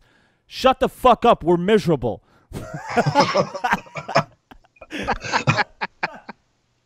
got a real issue with other people being happy. Just go sip my wine. No, but Robbie, I saw that. I saw it's Tama Tonga and who was the other one? They were talking on Twitter. Like we should bring it back to the originals. Did you? Yeah, Bad Luck Fale. Did you see that? Even I saw that. Sat on the toilet and I was like, so, you know. Wait, you said you had to pee, so you sit down to pee. Fucking millennials, they're ruining everything. I'm done. I'm shocked. I'm I done. did like lads. I did like Day. I'm not in a good way. Fair enough. He's got an excuse, boys. He's got an excuse. No, I don't even know. All right, happened to Raw we're going to this talk week? about this cruiserweight match, Robbie, because I actually thought this was pretty good. I like Jack Gallagher's. I don't think he should have the same music now that he's a heel, but I like that he dresses like he dresses like a gentleman to fight. I hate it. I hate the slacks. Do you? I'm not a fan of it. I like and his- I will say, I like that they actually recapped what happened on 205 for once on Raw. That was a change. Yeah, that was. And I mean, they've been enticing me a little bit more to check it out, to the point where I'm going to check it out next week so I could be on Travis's Cruise Control podcast. So be sure to look out for that. I'll retweet the reset button tweet when my Twitter is unlocked, Travis. I saw you tag big me time in it, news right so. there. Recording the Halloween special tomorrow night, actually. So look for that also on the channel. All about Earthbound. I can't fucking wait. All right, Miz TV with Braun and Miz, Axel, Cesaro, and Sheamus. Axel was so over, and I'm loving every second of it. I loved it. Did you see how happy he was? Yes. He's Yes. like, oh, thanks. And then Guys, even like I'm so ready for this push. Let's come on, oh Axel. yeah, let's the Axeman clinging to that hair of like it's like a cheap hooker clings to $1. I'm serious too. I was shocked when they took Heyman away so quick. I thought they had something with that. Yeah, I really they- did. I was they- one of the few that like that. They stopped that. It wasn't like when Heyman was with Cesaro. You know, I didn't feel that was a The good IC fit. title was just shit then, though. That was the thing. Yeah, the that's whole the division problem. was just. So basically, the Miz comes out. You know, they talk about the Shield and TLC coming up. They accept Ambrose's challenge and at TLC, and they're looking to add another member to the team. But Kurt Angle shows up and interrupts. Miz uses Ambrose's words. Ambrose saying that they could take on 3 to 5 men, no problem. Okay. And Angle's and he uses Angle's integrity against him to back up his argument. But Angle says that if he wants a 5th man, Braun has to win tonight against Roman in a steel cage. And if Braun loses, it goes back to 3-on-3, and they lose Braun. I thought this was a good segment. I thought it added a little intrigue to the main event and kind of adds a little bit of flair to the main event. Like it had us wondering, well, is it going to be 5-on-3 or 3-on-3? I mean, I knew it was going to be 5-on-3 since the beginning, but you know, for dumb people, they might have been like, well, what's going to happen? Unless there is any kind of turn, anything. Yeah. This is a complete waste of fucking time, in my opinion. The only thing this is doing is trying to get merch sales up because they're struggling financially with the Shield. This is boring to me. Really? It is. I'm not. I don't know. I mean, I'm kinda into I'm just it. not invested, I guess. I could care less. I feel like the Shield thing, it didn't call for the reunion yet. I didn't feel like it called for it yet, but I don't know. We'll see. I don't know, man. I can see where you're coming from, but judging from the crowd reaction whenever the Shield comes out, I don't think it was a terrible idea, to be honest, because they needed something to get people invested. That's the initial shock and all. That's going to wear off because everything shiny and new only lasts, 3 weeks in this day and age in wrestling? Yes, I would say for the most part, yes, but I don't know. I feel differently about the Shield. I think they're so over on a completely different level that they could have some legs with this. But I hope they do prove me wrong. I really do. It's catchphrase time. It's catchphrase time. We'll have to wait and see. I haven't said that in 2 weeks. I feel better now. Up next, we have Cash Me Outside versus Up next, we have Cash Me Outside versus Dollar Store Rihanna.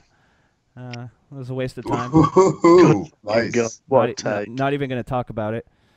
Charlie interviews Cash Me Outside, but Dollar Store Rihanna attacks, and they brawl backstage. Dollar Store Rihanna kicks the shit out of Cash Me Outside. And then yeah, that's pretty. I don't like this. Kevin Dunn. This is Kevin nice. Dunn. This is Kevin Dunn backstage being like, "Bitches be crazy." So he just makes every woman in WWE a fucking nutcase. This apparently was the angle that pissed off Nia Jax enough to leave. It was supposed to be her instead of Alicia Fox on the pre-show and this whole thing. Gee, what a fucking it was. It came out. It was supposed to be Nia Jax. Wasn't it supposed to be Nia Jax facing Asuka? No, I read that it was supposed to be Nia Jax versus Cash. I forgot her fucking actual name. I was gonna say Cash Me Outside, Sasha Banks. That's the original plan. Like, if I wanted Asuka to beat someone in my first match, I'd genuinely have her like just destroy Nia Jax. Yeah, but dude, do you remember their matches in NXT? They were really not that good. And I think if you want to get Asuka over strong in the first main event, in her first debut, like in her debut, I think Emma is a better choice than. Oh, they had the great match at Takeover London. To be fair, I think Nia Jax? Sasha should have been. Sasha should have been. There you go. Asuka and Emma. Yeah, that's what I'm talking about. That's why I think it's a better idea to go with Emma. It's proven that they can have a great match, whereas Nia Jax, the matches weren't that great. Or was Yeah, that it was Nia just Jax like- and Bailey. Jackson Bailey. That's when she won with the headlock. Oh God, yeah. Well, not a headlock. It was a rear naked choke, but it was Rear like naked choke She that had lasted. It seemed like 4 hours. Yeah. Oh, that was it. No, it was a front face chokehold, and like I said, it lasted. Like she tried to power out of it like 5 times, and I was just like, any minute she's That gonna was flip. London. Oh, That's what you guys got for Takeover, I think. yeah, we had a good show. That We was had that was a real really good show. Yeah, We that had was a really good good show. tag match as well. I think the and- Takeover Mickey Mouse London, is on the show now. I Oh, think- boy. in my opinion, the Takeover London is what really solidified the takeovers as something that you need to watch. We had like Balor, Joe, Enzo, and Caster Revival, or whatever it was. I think it was a 3-way, wasn't it? The American Alpha American Alpha Revival, or was it American Alpha Revival? I'm not sure. It was when those those guys were in NXT and tag team wrestling was. So, like, so fucking either way, the amazing. card for it was absolutely outrageously good. Yeah, it was a really like- good card. I don't think The crowd that night was probably. Oh, wasn't that when they were like when Joe got busted open really early and it was like they almost canceled the match? Or, like, they Nah, almost that ended was it? Or was that the other one? that was WrestleMania. Oh, 'Cause okay, it's yeah, the yeah. American crowd going "fuck PG," and I was like, Oh, right. For some reason, I They- thought that was in the UK, but no, I do remember now the London because I remember the London one because that's the one when I was like, oh fuck, maybe I should pay a little bit closer attention to NXT. This was really good. It started that trend of takeovers being better than the pay-per-view that they're supposed to hype up. yeah.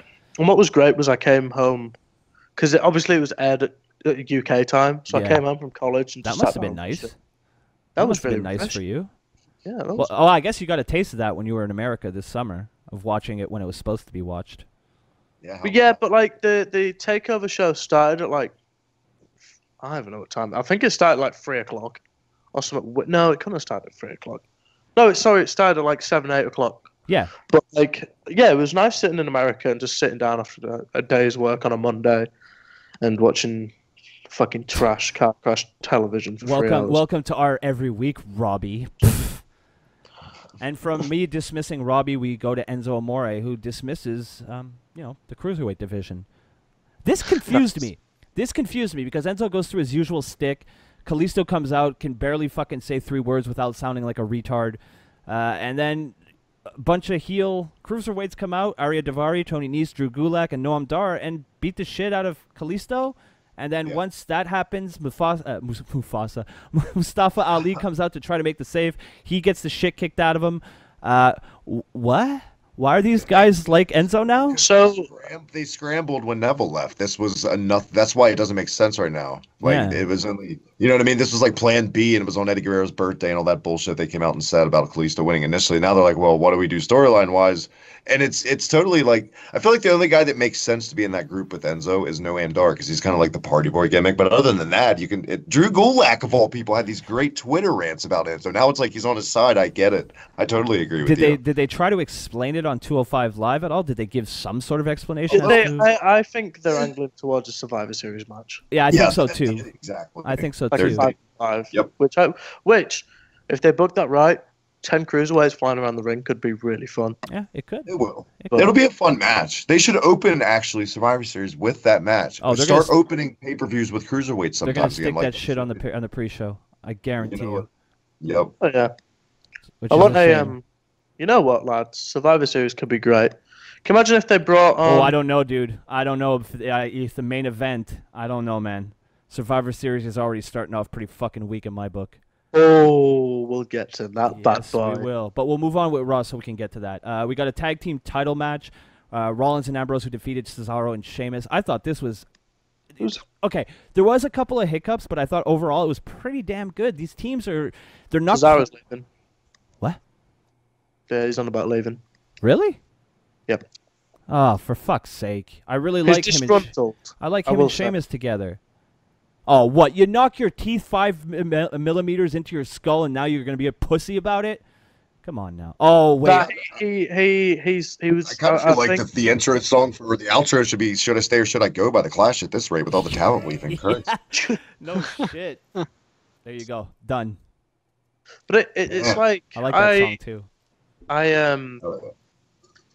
don't know. Like Cesaro's one of those guys that I don't think he'll ever be top guy, but I think he should be pushed. But like him being with Sheamus has been one of the best things he's done in the company. But like he can do more than this, but he's not going to be a top guy. He would make more than Neville in the Indies. Oh yeah, he would. Oh yeah, he would. Well, that's the thing. As soon as you hit WWE, if you leave, you're gonna get a decent pay raise on the fucking Indies. It makes sense. He's got more action figures and he's in more video games. That when people come to see it in Indy, it's all like that guy's been to the dance, so it's like you were there, so that you get a pass. You're a top guy now because you made it in the little people's eyes. Well, that's the thing. You could be the lowest of the low on the main roster card. You leave and you go to the Indies, you're automatically at the top of the card. Dude, I've gone to high school shows main evented by King Kong Bundy. So there you go. Austin Aries is doing fucking House of Horror cards. So, fuck knows what he's doing, but he all vegan wrestling cards. Oh god! I will say I was never interested in Austin Aries when he came to NXT. I loved his time in like earlier promotions back. I thought his early stuff in ROH was his best stuff. Some of his TNA stuff was good too. His NXT run was very forgettable. I'll agree with that. Isn't his wife the manager of Cien Almas or his girlfriend? Yes. Is she going to stay or leave, you think? You think she'll go with him? She'll stay. I imagine she'll stay because she has a really prominent role. Because Almas is going to be one of their top guys because I believe they're about to start investing in a South American star. Well, it's about time. I'm such a big fan of Almas. I've always defended him. I've loved that lazy party boy gimmick. I thought he worked it well. And he's a great worker. Well, he was like, he'd be losing matches, but he couldn't give a shit because he was off to go party with women. Yeah. So I thought that was a decent overall tag team match. They have pretty good chemistry. Rollins, Ambrose, Cesaro, and Sheamus. I like Rollins' new finisher. Yeah. Even though it's a blatant ripoff of Okada. Well, here we go. What the fuck? Wait, a blatant ripoff of who? Dave Meltzer has joined the show. What's up, Dave? How's it going? How's Pancrase treating you? You know, I will say that. How dare you not set me up for my favorite joke, Robbie? You're a terrible son. I will say that listening to Dave Meltzer is one of the funny. Has anybody here listens to Dave Meltzer on a regular? Snippets. I can't. Okay. I can't. I listen to shit I see. Whenever I see a clickbait title on YouTube, I'll click on it. I listen to yell and argue when I'm in the shower, basically. This guy will never get a coherent sentence out in his life. Like Travis is just lathering up in the shower. You fucking marks. Dave Meltzer is literally like, well, he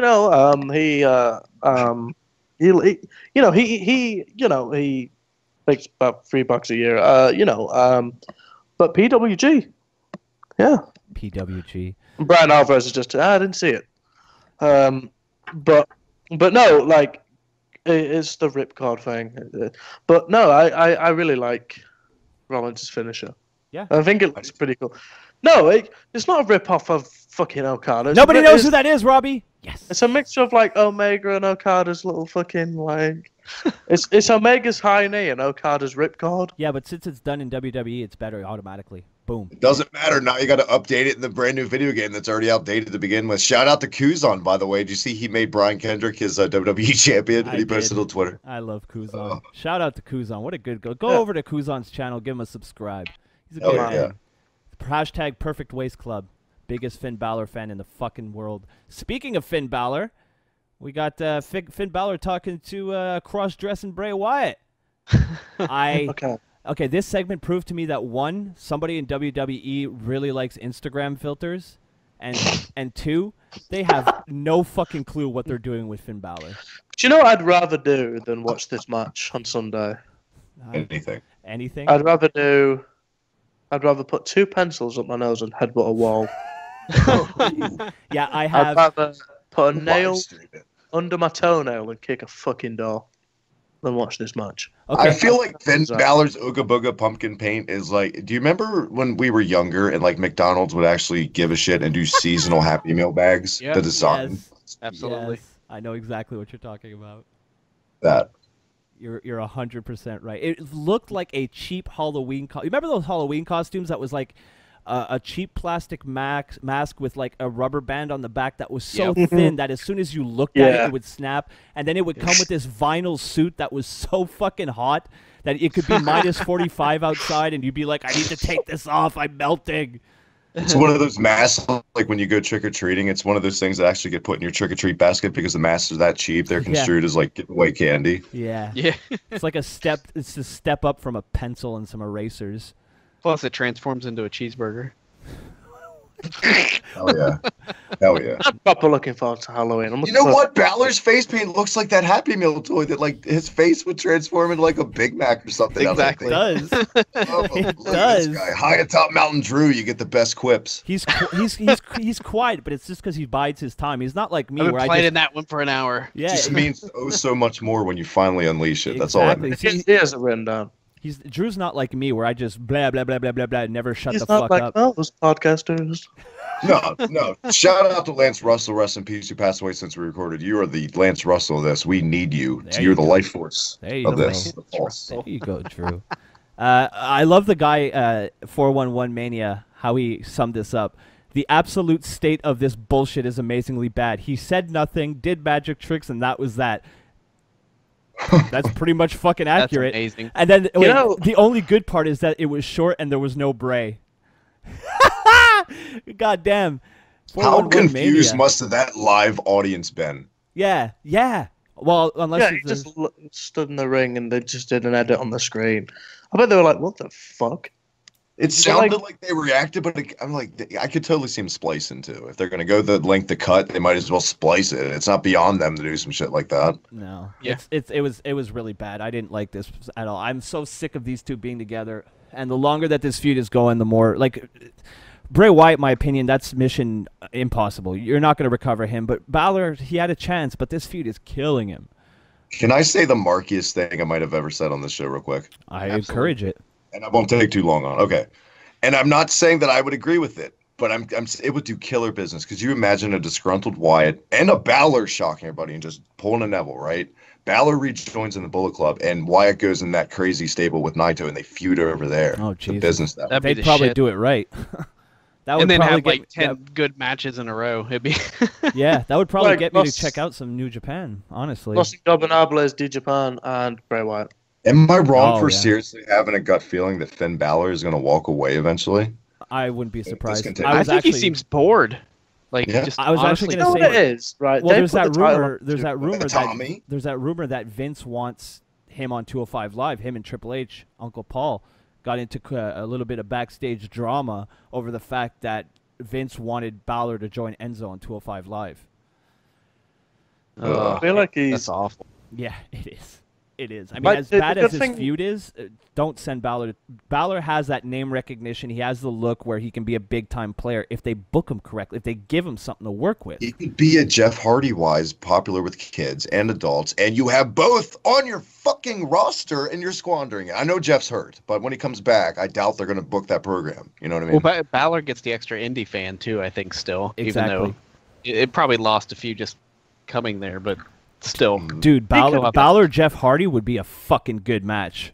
yeah. That'd He be could go great. back to Japan. Like, I'm not being an advocate for it, but he could go back to Japan and at least be like. I know he could at least be a light heavyweight champion. Like, By this time next year, Robbie, I could flat out see that scenario that he's already in Japan, and it's a whole different world as far as Finn Balor. you know what? Right? If I was Balor, I'd think, all right, okay, I won the NXT Championship, lost it on a house show, never won it back. What did he do? He came up to the main roster. He did beat Roman Reigns clean, which is Clean? Who the fuck does that? You know? and that kind of thing. And now you'd look at him, and I think what it was, I think they put the title on him too soon. They put Yeah. him like, I know that they should have pretty much striked while the iron was hot, but they put him. I thought they did do it when it was called for. The thing is, he got hurt, and I thought that was horrible for him. The thing, they never let him get his heat back. He's stagnating now, basically. That was the But best go- thing that ever happened. It gave us Kevin Owens as champion, even though He's looking at mid card Yeah. for the rest of his career. pretty much. I can't, like, this is the, to quote Immortal Technique, he's at the point of no return for feuding with Bray Wyatt right now. God, I fucking love Immortal Technique. God bless you, Robbie. We're going to move this along because we're almost coming up at an hour for Raw. Alexa Bliss and Emma versus Mickie James and Bayley. Who fucking cares? Nobody cares. Let's just get to the steel cage match because that's all that's left. Okay, I'm just going to skip to the end. Kane coming back, costing Roman the match. I thought this made... I saw a lot of hate. Oh, it's just Kane. It's just Kane. Yes, but if you think about it for once, it actually makes sense that Kane came back and could have a chip on his shoulder against Roman Reigns. Because if you think back not too long ago, last year's WrestleMania, I can think of two off the top of my head. One, WrestleMania, Roman Reigns ended his brother's career. And then two, the Shield's first opponent at a pay-per-view was Kane. And they beat the shit out of him. So I get it. Kane isn't a big star like he used to be in the 90s, right? Or even in the early 2000s. He's not that huge draw anymore. Now he's looking for the win. Stop doing that. So, but in terms of storylines, in terms of things making sense, in terms of him doing something for a specific reason, this actually makes sense. Still credible in small doses. Exactly, and I liked it. And in the way I see it, he's coming back for in a 5-man tag team against a 3-man team, right? So it's fine. He's not going to get exposed. He's probably not going to spend that much time in the match. It's fine. I'm completely fine with this. And the match itself was fine. It was a fine cage match. I am totally fine with that, and I agree with it making sense. And I think a lot of people are dumb like you for not seeing that. But the thing is, now that they've added another man to this match, it's totally made it, in a way, unrealistic and silly now. And this feels like the angle that should have been at like the Rumble time. It's like they rushed the angle, didn't call for you. They should have saved Kane for like after Survivor Series. I'm sorry, I'm not being funny, but how do you put three? I mean, Ambrose ain't the biggest guy, and but like, how do you expect them three to not only beat, like, there's a couple of former world heavyweight champions in there, and you've got Braun Strowman, and you've got Kane, and then on top of that, you've got The Miz, and like the whole five. I don't understand how this is going to be booked. The only way I'm going to like this match, is if they just dominate them the whole time. The entire fucking time, and something happens, but which we know isn't going to happen. Right. I know we've talked about the GIFs this week in our group chat and stuff with the Dungeon of Doom against just Hogan and Savage. That's what it feels like to me. Yeah. I don't know. I'm not a big fan of the 5-on-3 thing, especially since I have a feeling that it's going to go the way of the Shield. But, I mean, in terms of building a story and having people be in the feud participating for valid reasons, I think they nailed it on the head on this one. And I don't know. I had a segment on Raw a couple weeks ago where Strowman manhandled Rollins and Ambrose by himself. Yeah. When he was building up to that match with Brock and No Mercy. Remember that segment? You're 100% right. Yeah. No, look. Does the 5-on-3 thing excite me? Does it make me think, ooh, like the Shield's going down? No, quite the opposite. It actually makes me think that the Shield's going over at TLC. But in terms of storyline, in terms of, like I already said, things making sense, people doing things for specific reasons, in a world where WWE doesn't do that often and the storytelling is, quite frankly, pretty weak, this is actually something that makes complete sense, and it actually feels like somebody backstage was like, hey, let's put Kane in because of X, Y, and Z, and then people were like, oh, well, okay, that actually makes sense. So for it just stacking the odds, I get it, yeah. Totally. Just strictly storyline perspective, I'm into it. I think it makes sense. The motivations for the people involved in the match makes complete sense. They took advantage of Ambrose being cocky, and everything just fits and makes sense in this feud. And for, I mean, I guess that's how sad things have become. Like, I'm grasping at straws to find things that make sense to enjoy it. And I don't even really think I'm going to enjoy the results of this storyline. But yeah. I mean, you got to give credit where credit is due. Everything that they're doing here, you can be like, well, that's why you did that. And that's why this happened. You always take the risk of like being borderline convoluted when you keep adding guys, but they haven't done that a lot in this. The takeaway we're supposed to get from this is Miz is like the mastermind, right? And he's been bringing all these guys in. So it's supposed to make Miz seem like this Lex Luthor, so to speak, right? Yeah. In a way. And I totally agree with what you say about how they're stacking the odds, and any heel will do that and make it unfair. Yeah. That's why I'm saying if they make the match and book it that way, but by some miracle, the babyfaces overcome. Some of the best moments in wrestling is that. So if that happens in a way, we'll see. It's all really dependent on the booking. Samoa Joe added to the Shield. I know my rose-colored glasses are on, but honestly, I thought in relation, I thought Samoa Joe was going to be the fifth guy. Yeah, True. yeah. I mean, that would have made sense too. Yeah. So I thought it was going to be Samoa Joe. I hope they don't shit the bed Sunday. I hope it's good. I think it will be a really good match. Yeah, I'm thinking it'll be a good TLC, match. So you can just throw a load of spots in there and people will go home happy. Yeah, especially since it's the last match of the show. That's very true. Just a couple of big high spots. People send people home happy. Let the Shield win. There you go. People will be happy. I think as far as TLC, basically, and Raw, before we wrap it up, I'm most hyped about Asuka more than anything debuting. Yeah, gotta say. I think it just looks like a fucking horrible show from like maybe aside from 2 or 3 matches. If you look at the card, like I looked at a card graphic for like all the matches, I was just like, well, we're gonna get to that later in the predictions, anyways. So. That's what happens when it's hunting season with your Universal Champion. He goes away and kills deer. He's in Saskatchewan. Dang Sable. Shooting fucking moose. All right, so that was Monday Night Raw. We're going to take a quick break. Here's a little ad from Marking Out. We'll be back with SmackDown and our TLC predictions. This is Marking Out. Hello, it's Brandon. And Dave. And we do a weekly pro wrestling podcast called Marking Out. And you can check us out on iTunes, Stitcher Radio, Google Play, and markingout.com. You guys are awesome. As always. And we're back. We're here with SmackDown live recap. Our official results. Naomi, Charlotte, and Becky Lynch defeated Natalya, Lana, and Tamina. Non-title match here. Sin Cara defeated U.S. champion Baron Corbin at 1 minute and 5 seconds via countout. Great storytelling in this match. Dolph Ziggler defeated Bobby Roode at 4:05 via pinfall. Kevin Owens and Sami Zayn, the Quebecers 2.0, defeating Randy Orton and Shinsuke Nakamura. Fuck you, Robbie. Actually, the Maple Leafs are doing so much better than the Canadians this year. It's fucking pathetic. Canadians are like 1-5. Fucking goddamn it. But that's for hockey chat. How about those Penguins, huh? Fuck the Penguins. You got two fucking players. Don't start. It's a bad season in Montreal. Friendly banter. It was friendly, respectful banter. I hate you. You're off the show. At least I can find some common ground with Drew because he's a Blackhawks guy, and that's my second team. That's my 10-1. Now I'm just quitting because we have a Blackhawks guy. Well, I'm a backup Blackhawks guy since my team is. See, I'm not one of these fucking idiots who's like, oh, I'm with this team no matter what. No, if you suck, I'm defecting. Fuck that. So we have Michael Cole on commentary because Tom Phillips is on assignment, which I just assumed he's on tour face fucking women around the world. That's what his assignment is. So we got Michael Cole. What? Go on. Did I say something inappropriate, Robbie? No. Did I trigger? I was going to tell you what his mission was. Oh, tell me what his mission is.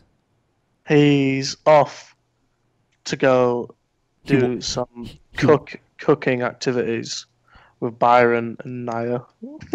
Jesus Christ. Oh, maybe we'll have to get Nia back in later and see if we can confirm that. A tasty batter. Oh, I love it. Oh, Nia, I didn't even know you were still here. I slip in and out, baby. See you guys. Oh, my God. Oh, God. Well, thanks for listening, guys. This has been the Kayfabe Today podcast. I'm going to go bleach my fucking eardrums. Nia Jax, as much as I'm glad we added Travis after, me and Drew and Robbie brought the show back, then we added Travis. I thought that added to the show. But now that we have Nia, quite frankly, boys, I'm thinking of firing all three of you guys, just having me and Nia. I think we'll get thousands and thousands and thousands of views with her hot takes and her... You can have Broski and a Howski, and it's just you and Nia. Oh, I got to stay tuned. That's actually been pitched in meetings. Stay tuned to the end of the podcast because I have some big announcements regarding other podcasts that I used to do then had to suddenly stop doing for legal reasons, and now I can do them again, so yay. All right, Daniel Bryan Talks. They're in Seattle, Washington, so naturally we got a 55-minute fucking standing ovation, and yes.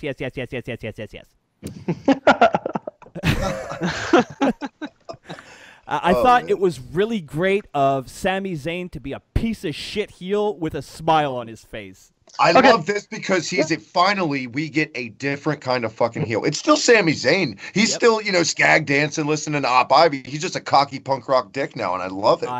I love someone who can tell you to go fuck yourself and look friendly while they do it. And he pulls it off amazingly. It's the way he leans and nods and smiles at the same time. Smiles like a condescending piece of shit. It's so good. Calling it, guys. I'm calling it. Breaking news. This is a giant swerve, and it's going to be. I think they're going to do this justice. I think they're going to stretch this out to around Mania, and it's going to be mind games with Sami Zayn all along. That's what I really do. I think at the end of the day, there's always going to be more money for me in Sami Zayn as a babyface. Are we going to see this sort of double turn where KO is the good guy and Sami's the bad guy? We could do that too. I didn't think of that scenario. I mean, there's so much. Like KO's too good of a bad guy, though. Yeah, he really is. I can see them in being some sort of tag title match. Pull Brett and Owen and Zayn ends up, but in like a babyface way somehow. I would say, give me the Usos versus Kevin and Sami. I brought that up in our group chat. That's what I want. I'm on the fucking. I want that so bad. Which I then followed it up with, give me the Revival versus Sami Zayn and Kevin Owens. And then I jumped through the computer screen and gave Robbie a big old wet dad kiss. Give me Breezango and Kevin Owens and Sami Zayn even. Oh, I want to talk about Breezango when we get there because I think they're fucking the smartest men in wrestling right now, if you ask me. They're the smartest, man. I loved how he called Bryan Mr. Bella and smiled about it. Yeah, there was so many... what feels good about this heel Sami is it's natural and it's 100% justified. Yep. When he was like... When he tried to speak to Shane and Shane just completely brushed him off, as he did, as we all saw, because it was on SmackDown. I like how... Sense. Yeah, I like shock horror that wrestling fans like things that make sense and are justified and well-deserved.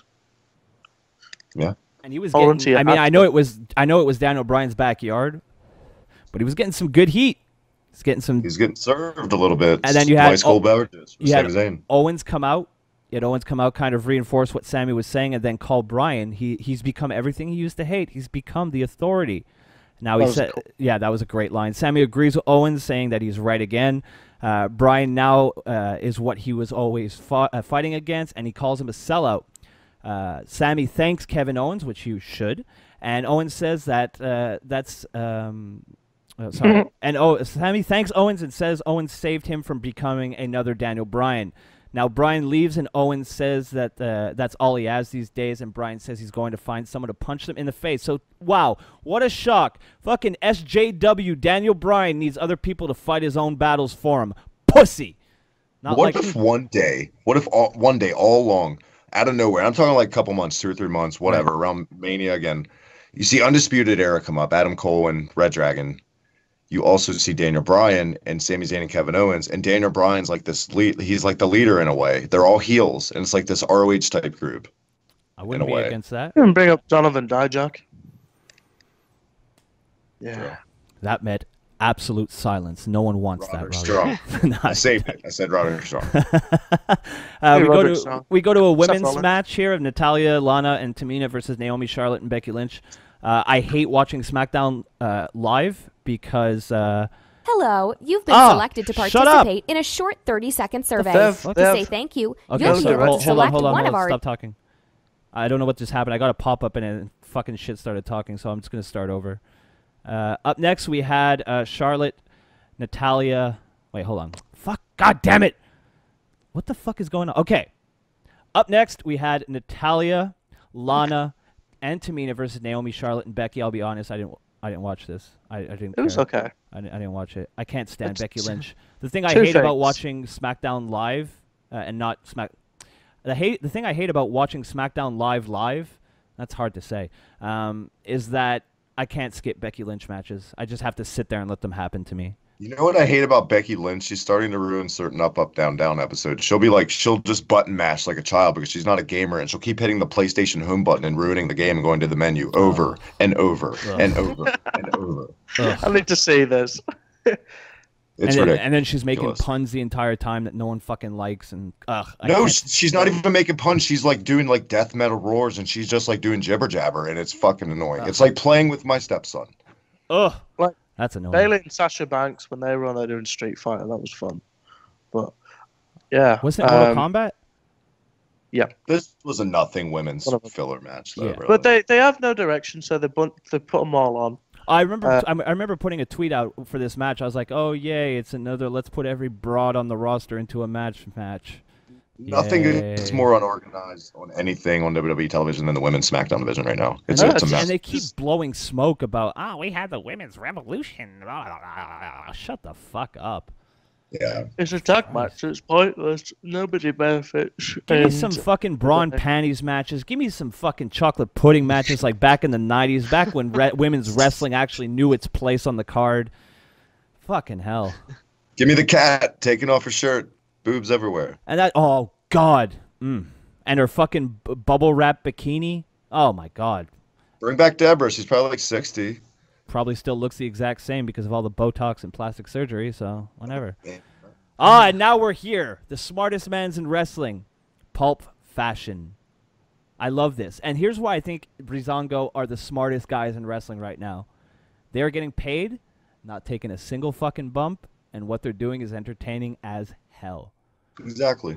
Exactly. Modern day Edge and Christian, time and time again. Yeah, and they make me think. It kind of made me think with a little bit of nostalgia and a little tear in my eye for the Damian Sandow stuntman gimmick, where he wasn't really. He was taking bumps. He was taking bumps, but I mean they weren't big bumps. They were self-inflicted bumps. Solo bumps. Yeah. So I thought this was again. I think this is really great. I think they're really funny. And I love the Ascension. I think it's doing a lot of good for the Ascension because they're getting to show off some of they're showing some of their personality. Imagine that. You let a wrestler show the personality that they're naturally born with, and they're getting over. What a fucking shock! It's not it's going to be one of those cases where WWE are fucking idiots. They're going to unintentionally get themselves over. They're never meant to be, and it's going to irritate WWE because fans are going to. Why are you irritated with these? Because it's politics and it's petty bullshit backstage. Yep, it's not who. What I like was when Connor was like, "So can we be friends?" Like when he was about to smile on his face. He was about to plunge him, and they slid in and did like their entrance pose. It was great. Yeah. And then at the end when like they're just like, I think it was Fandango who's like, I'm just gonna slowly walk out of here. Then they've cuts to the Ascension and they both like they're kind of like their heads are almost touching and they look like their heads are off to the side. They all look sad and shit. I was like, oh. Yeah. Come on, if you had boys. never seen Pulp Fiction, you probably didn't get a lot of this, but it's okay. These guys are still entertaining enough. When Tyler Breeze was dancing, when he turned around, I was just in tears. Like... when he like when they do that scene where was it Uma Thurman has the fucking overdose on heroin, and then he just like, wakes up. You can stab here. It was pickles. Yeah, they taste disgusting. Ugh. No, it was the bun. He said it was the bun. It was the bun. Yeah. Yeah. He's like, no. It was disgusting. Ugh. They're killing it, man. And I loved how he was like, you gotta stab him right here. Here, I'll mark it. And then he makes like the smallest fucking dot you could ever imagine. Oh my god, yes! I forgot about that. That was awesome. Yeah, dude, I'm so fucking happy for those guys. I really am, because nobody's been fed more shit than those two guys creatively. Yeah, I think it was with you, Travis. We were having the discussion earlier in the DMs that like. We're both just so happy for them because they're hardworking guys. They got themselves over in NXT, came to the main roster, and were completely shit on. And the greatest thing about this Fashion Files thing is that it was just something that they were doing. Somebody saw it backstage, and they decided to go with it. It's not something that was written for them. They were just fucking around, having fun. Oh, the scoop is that Vince wants to feature on the show. The what, sorry?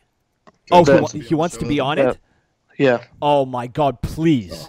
That'd be amazing. Fandango mentioned it this week in an interview that Vince wants to like have a feature on it. Please. So thing about Tyler Breeze too is even when he was doing the serious type of heel, it was fucking great. I really liked it. You know what I mean? I've always been a really big fan of his. Ever since I got turned on to him in NXT, I've always thought he's really good. Like I like, even his selfie stick kind of like it was different.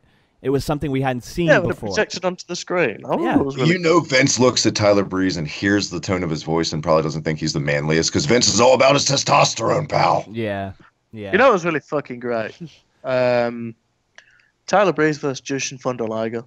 Yes. Oh yeah, that was a great match. That was at a takeover, correct? It was the first takeover Brooklyn. Right. And a lot of credit to Tyler in that match because Liger's no spring chicken, obviously. Yeah. He needs carrying a bit out again. Yeah. Surprised that Chris Hero had his best match in years. He doesn't have Maria Kanellis to shake her ass and carry him through a match there when she used to in New Japan. There's that classic gif of Styles and Carl Anderson checking out Maria on the ring steps, and they're like dancing. I fucking love that. Like dancing in the ring. Oh, those are a nice pair of glutes right there. Well, when she jumps down off the ring and presses that ass up against that barrier, I'm not going to lie, boys. If I was sitting front row, I would have taken a chance to get a fist in the face to touch that sweet little mound of flesh. I'm an ass man. That's the best. I know I mentioned earlier on the pre-show that I've been listening to a lot of old Opie and Anthony shows where they have wrestlers on, and they fucking love that song. And Sam Roberts, who was on the Opie and Anthony show, made a really good point about that Ass Man song. Most WWE themes, all right, back when like the Ass Man was a thing, you got maybe one verse of lyrics and it would just repeat over and over. So many different verses about what to do with asses in that song. This had a verse, it had a chorus, it was an actual real song. So like, I guess it was Jim Johnston because he was the music guy back then.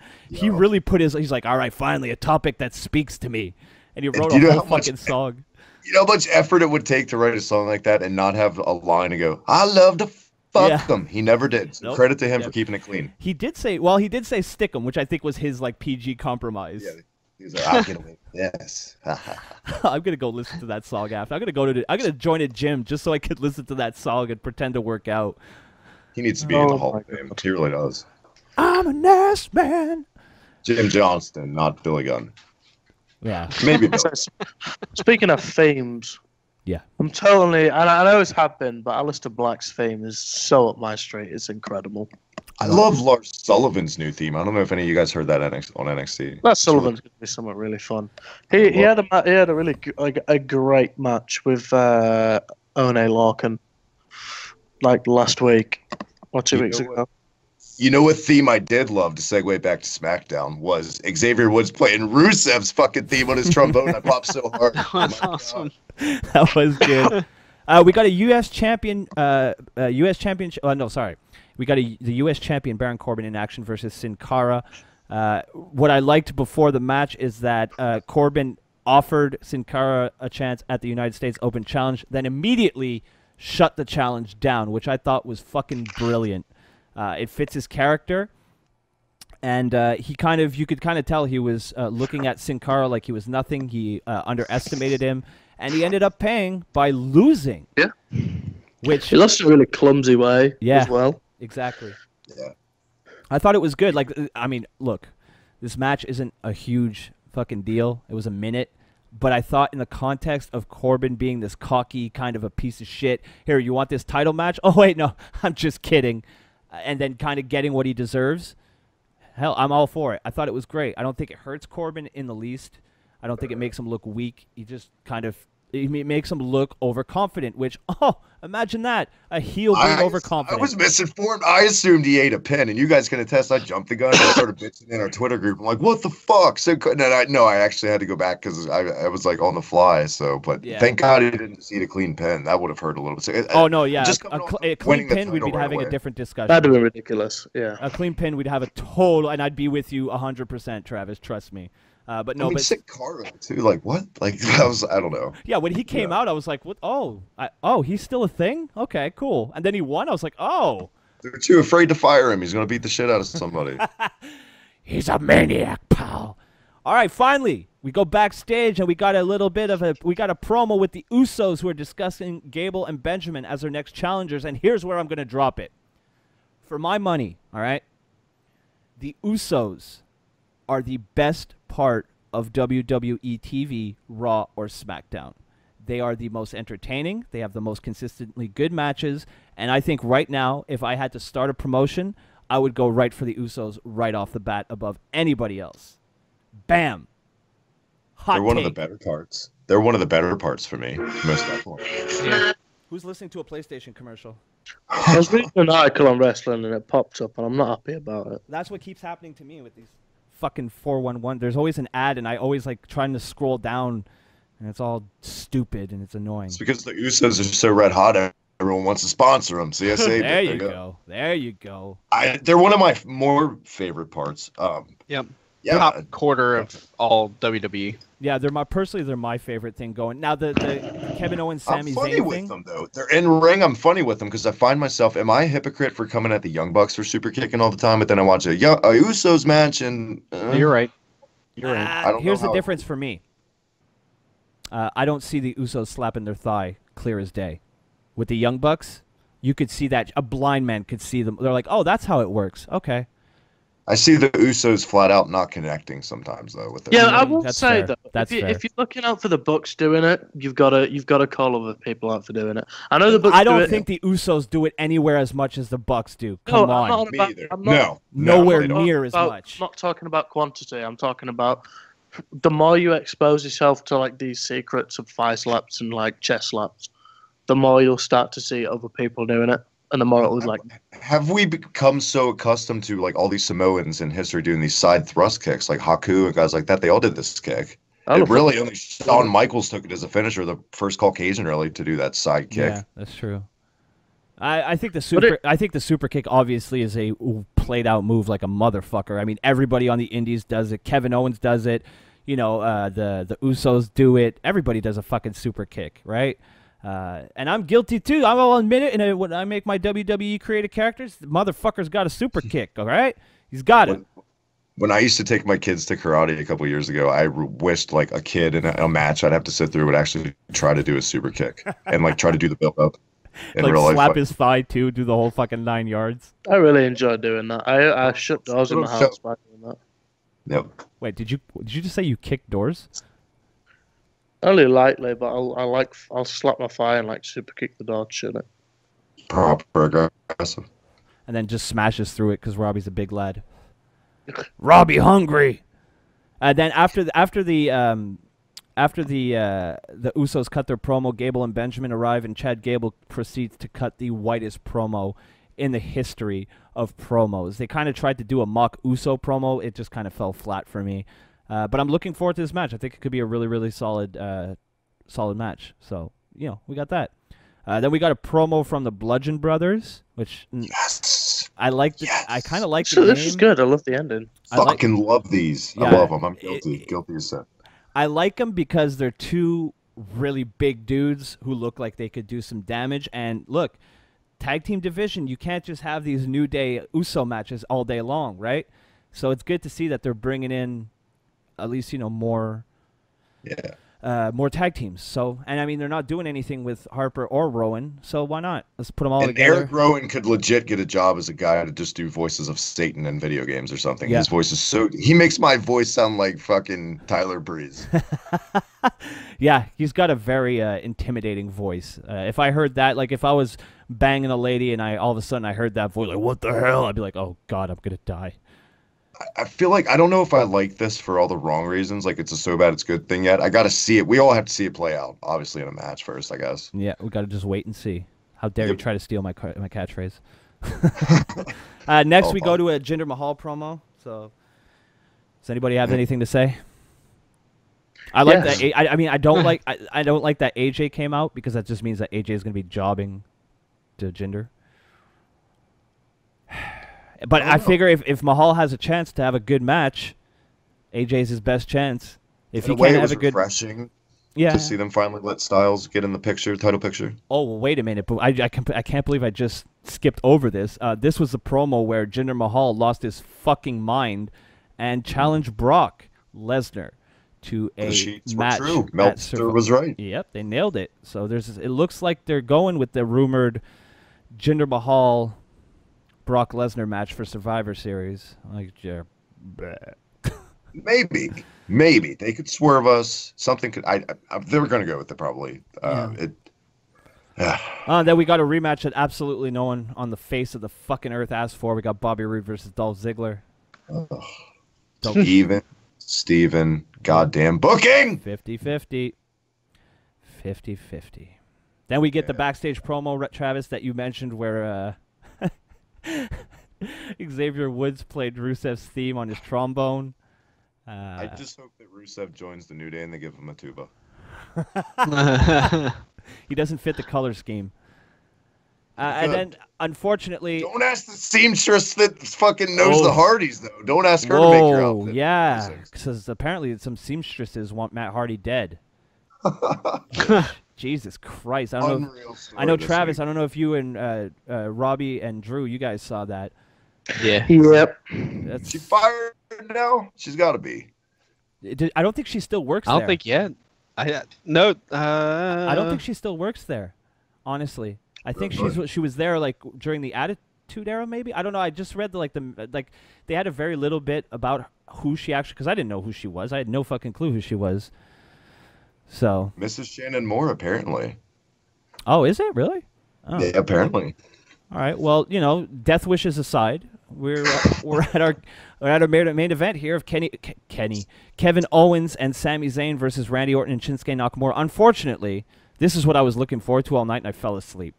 So I have no opinion on the match. I don't know how it went. How was it? Did you guys make it through? It was fun. It was really fun. It felt like it was really refreshing to see, because obviously I did see Sami picked up the winning pinfall, which I thought was smart on Orton. On Orton, on top of that. Orton can take the pinfall because if Nakamura's lost a load of credibility, obviously. So it's just good to it's good to see Sami Zayn winning, first of all, and it's good to see the whole match was pretty fun. There's some good chemistry between both teams. Orton put Sami Zayn through a table at one point, I think, which is funny. He did how he does that backdrop onto the table. Oh, yeah. Because Sami Zayn's only kind of small, so Sami Zayn went flying through the air through this table. Yeah. So that was pretty funny. Plus, for Orton to take the pin, Orton I kind of equate to a show pony. If you get a little bit of mud on the show pony, it's still a beautiful fucking horse. It's still going to win awards, just cleaning the mud off. And that's like Orton eating a pin from Sami Zayn. He's not going to get hurt, No, not at all. At this point, nothing's going to hurt Orton. Not to call Orton a beautiful steed. I did not mean to do that unintentionally. I was going to say, what was that true? There was a fucking ad that played again. Would you say sorry? Randy Orton covered in mud. Oh, that's for WrestleMania. That's our topic of the show at this point. That's for WrestleMania. What have I done? The pudding match. Oh God. So that was SmackDown, another pretty good show. There was definitely some things to like. The evolution of Sami Zayn as a heel has been a very interesting thing to watch so far, and I'm looking forward to see where it goes. It was a decent SmackDown. Nothing to write home about, but definitely some things to like about it. What was better? I agree. One thing to add in is that they underran the time. So they asked Sami and Kevin when they walked through the curtain to improvise for 2 or 3 minutes, which is why... Do you know when they cut the promo of Daniel Bryan telling that Shane McMahon is going to be there next week, and it felt a little bit weak? It's because that was done on the fly, right? And then what was also done on the fly was Sami and Kevin coming back out to celebrate the fact that they'd just beaten Orton and Nakamura, because as you see, Orton and Nakamura were just about to start walking up the ramp. Okay, right. And obviously they stopped. So that was pretty funny. It was also well done because it felt natural that they were celebrating, and obviously the show literally finished with Kevin Owens telling Sami Zayn to hug him tighter. So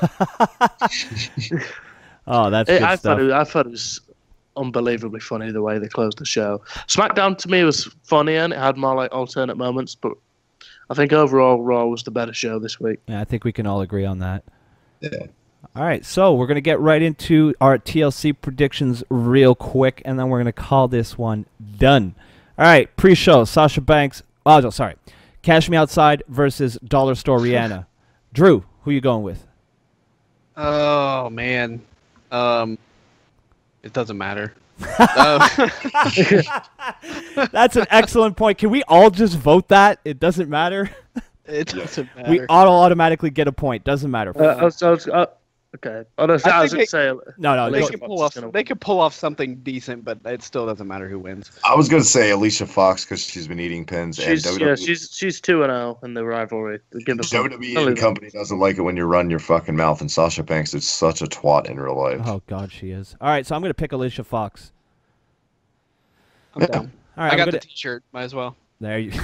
Just for that beautiful bridge she has. My God. And her scissor kick. That weave. By bridge, I mean tits. That weave. All right, Cedric Alexander and Rich Swann versus Brian Kendrick and Jack Gallagher. I'm going to pick Kendrick and Gallagher. Drew. This is a match? Apparently, Yeah. according to CBC.sports, CBCSports.com, CBSSports.com. Sorry. Yeah, it is. Wow. I'm picking Kendrick and Gallagher. Drew, who you got? I like them, but Cedric and Swann just because of the dance. All right, Robbie. Sweet. Oh, fucking care. Just pick one. Passive aggressive results. Yeah. Travis. Bust out the Ernest Miller shoes. I'm with Drew. They're going to be dancing. Cruiserweight Championship. Kalisto versus Enzo Amore. Let's go with Travis first, since he's the cruiserweight man. What do you think? It's flat out. It's got to be Enzo Amore. Then that show has not generated any kind of interest or viewership since anyone. Neville aside, as great as he was since Enzo Amore, they've got to get that title back on him. It was boneheaded to do it for Eddie Guerrero's fucking birthday of all reasons. Come on. Fair enough, Drew. I'd say the same reason because I don't see Kalisto as really anything but a main roster kind of lower card guy. He doesn't really fit in on 205 Live with the rest of the guys. So he'd fit in with the Power Rangers, though. Robbie. Enzo. Yeah, I'm going with Enzo as well. All right, up next. We got Asuka versus Emma. I think this is a pretty easy pick for all of us. Asuka. They both win. They both win. No, let's pander to everybody and just say, oh, the fans are going to be the winners. It's the most nailed on great match. They both win. If they have a match like Sami Zayn and Nakamura did, yep, they both. This could not gonna happen. Main roster, not gonna happen. True. Well, You're right. That's a good point. This could save Emma. So. All right. In terms of because Vince might watch this match and be like, "Holy shit, she can go." Are you going with Emma? No. Okay. I'm saying it could save Emma, but Asuka's. Okay. Asuka all around. Up next, absolutely. we got the Demon versus fucking kill me, Sister Abigail. You know what kind of sandwich I'm going to make? It's going to be amazing. Yep. I'm thinking about. My expenses. I don't fucking care. This is I don't really give a shit. So I'm gonna hold on. Where's a coin? I'm gonna flip a coin.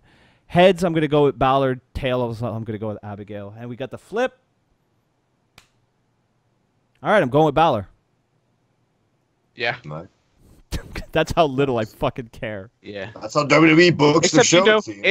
It'll be as bad as what was the match where they fought in the house? The Randy Orton Bray Wyatt. Yeah. Is this backstage? Oh, I don't know. I'm just saying it'll be like one of those I can't take my attention off of it because it's so bad. I'm going Wyatt, guys, and I think it'll be a match. I think Wyatt's just going to come out as himself, and everybody's going to be like, "What the fuck?" And everyone will be disappointed at first. But I'm calling Sage Beckett from the Mae Young Classic. Sister Abigail will be a real, actual woman who will cost Balor the match. Oh, hot take. That'd be a really, really good twist.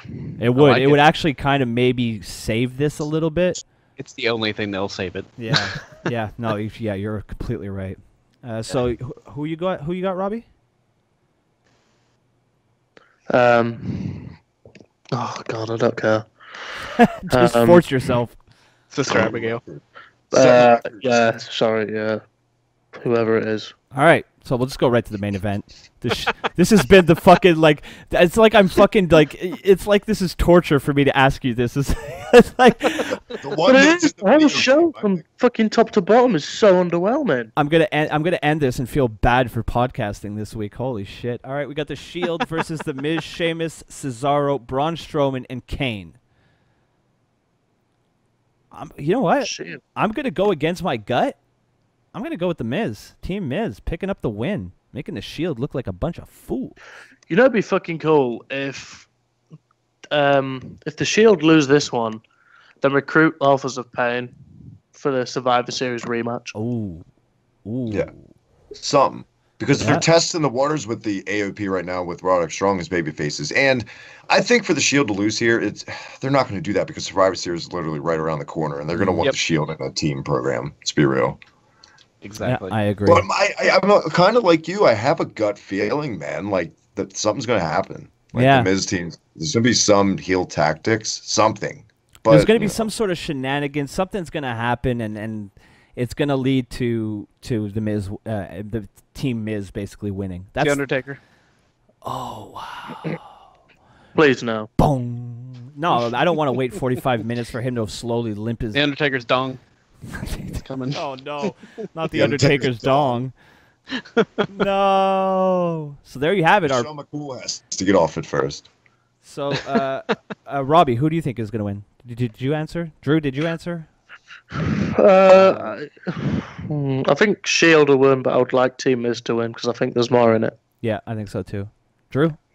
I'll take Team Miz just to be different. We all took Team Miz. Oh, yeah, okay. Then I'm with the team. I'm going with Shield because of Survivor Series. You're going Shield. Stretch it. But I feel like something's going to happen. But I'm still picking Shield. Fair enough. Fair enough. So there you go. The most painful fucking predictions I've ever been a part of. I'm sorry for putting you boys through that. I promise I'll never do it again. I'm so sorry. But we've come to the end of the show, or my favorite part of the show, the part where we get to talk about ourselves. So, Drew, where are you on the internet, and what the fuck do you do there? Kayfabetoday.com, this podcast, and that's it. I like it, man. A few words, Robbie. You can find me on the not as much anymore because I just haven't got time to write at the minute. But you can see some of my old stuff at kayfabetoday.com. Yeah, no, that's all for this week. The only reason I'm holding off from Strong Style is because I've got a really cool announcement coming up soon. I don't want to spoil that yet, but perfect. There's big things coming down the line. But you dropped the hints. You dropped now. The audience is on the edge of their seat. Smart marketing. Stick around because it's worth listening to. There you go. Smart marketing by Robbie, learning from his father, me. Travis, my man. What the fuck have you been up to? Tons, as usual. One of the hardest working men on YouTube, giving you quality content every single week, not pussing out like me, not doing shit for 2 weeks. Travis is Mr. Reliable, and he's Mr. Consistency. Thank you, man. I appreciate it. I'm celebrating Halloween right now, doing a bunch of Halloween content. As always, check me out on Twitter at @TheHibickyTMD. Check out the channel HibickyTMD. The reset button with the man himself, Broski, our Halloween Earthbound special. Look for that in the very near future this month to cap off a Hibicky Halloween. Can I just say I've been looking forward to being on this podcast about Earthbound since the last time I was on your show? You are not alone, pal. And we've also we've been toying with the notion of having a live episode within a normal episode every week now because Tannen loves them now. He loves to get on his acoustic. So look for that with you. And of course, man, all the goodness, man. So keep checking it out. Thanks for having me. I don't podcast with him often. Actually, I've only done it twice. But Tannen is one of my favorite people to podcast with. What a fucking cool guy. What a cool dude. Great sense of humor, easy to talk to. Yeah, so definitely check out the reset button. We'll be doing that tomorrow for an Earthbound special, and I'm very much looking forward to it. Personally, I mentioned it earlier in the show, but my podcast, one of the podcasts besides this one that I used to do called a Broski and a Hosky, somebody got really butthurt about stuff that I said about them and tried to take me, legal action against me. It didn't work. But yeah, I'll talk about it more in depth off air, but yeah. Suffice it to say that she didn't win, so fuck you, I win, and I'm bringing the show back. Same format, nothing's changing. I'm not going to censor myself. If I'm not going to censor myself on Twitter, I'm certainly not going to do it on YouTube. So look forward to that. I'm looking forward to getting back into that show. That was a fun show to do. So Broski and Ahoski's coming back. I'll be on Travis's reset button tomorrow. There's going to be some more video game content as well, I promise. It's packed away now, but once I unpack, I'm going to definitely do a brand new Broski's Love Shack, which is honestly my most demanded series people have been asking. And I looked today, and I haven't done one in 4 months, so I kind of owe the people a Broski's Love Shack. So that's coming in the very near future. I was going to do one when Hugh Hefner died, kind of a tribute to him, since it's, you know, a perfect fucking format to do something like that in. Unfortunately, some personal issues came up, and I really wasn't able to focus on my channel. But now all of that is behind me, and I'm going to go back to pumping out, you know, editing 3 videos in one day and then releasing them during the week. So thank you for those who stick around. I've actually gained subs in the last 2 weeks, so maybe I shouldn't put out content. But thanks to my patrons who've been very, very patient with me. I appreciate your guys' support. And thank you to everybody who, you know, reached out and see if I was okay, because I haven't been on Twitter, haven't been putting out much content recently. So everything's fine. I'm still the same lovable asshole I've always been. And if you want to, I don't know how long it'll be around, but you can follow me on Twitter at MTOBroski514. I don't know how long it's going to be there, but as soon as I get unbanned, which is 10 minutes, I'm definitely going to remove Ben Shapiro's picture from my Facebook. Every account you make's like a WWE talent. You never know how long it's going to stick around. Exactly. And I'm just going to get released. They're going to future endeavor me. So, so that we've come to the end of the show. We'll be back every single week with another episode of the Kayfabe Today podcast. So for Drew, Travis, Robbie, and myself, this has been the Kayfabe Today podcast. Bye, boys. Huh? Fuck the Young Bucks and their faggot fans. You're all a bunch of bitches. How dare you get me banned on Twitter? Fuck you! Should I stay or should I go now?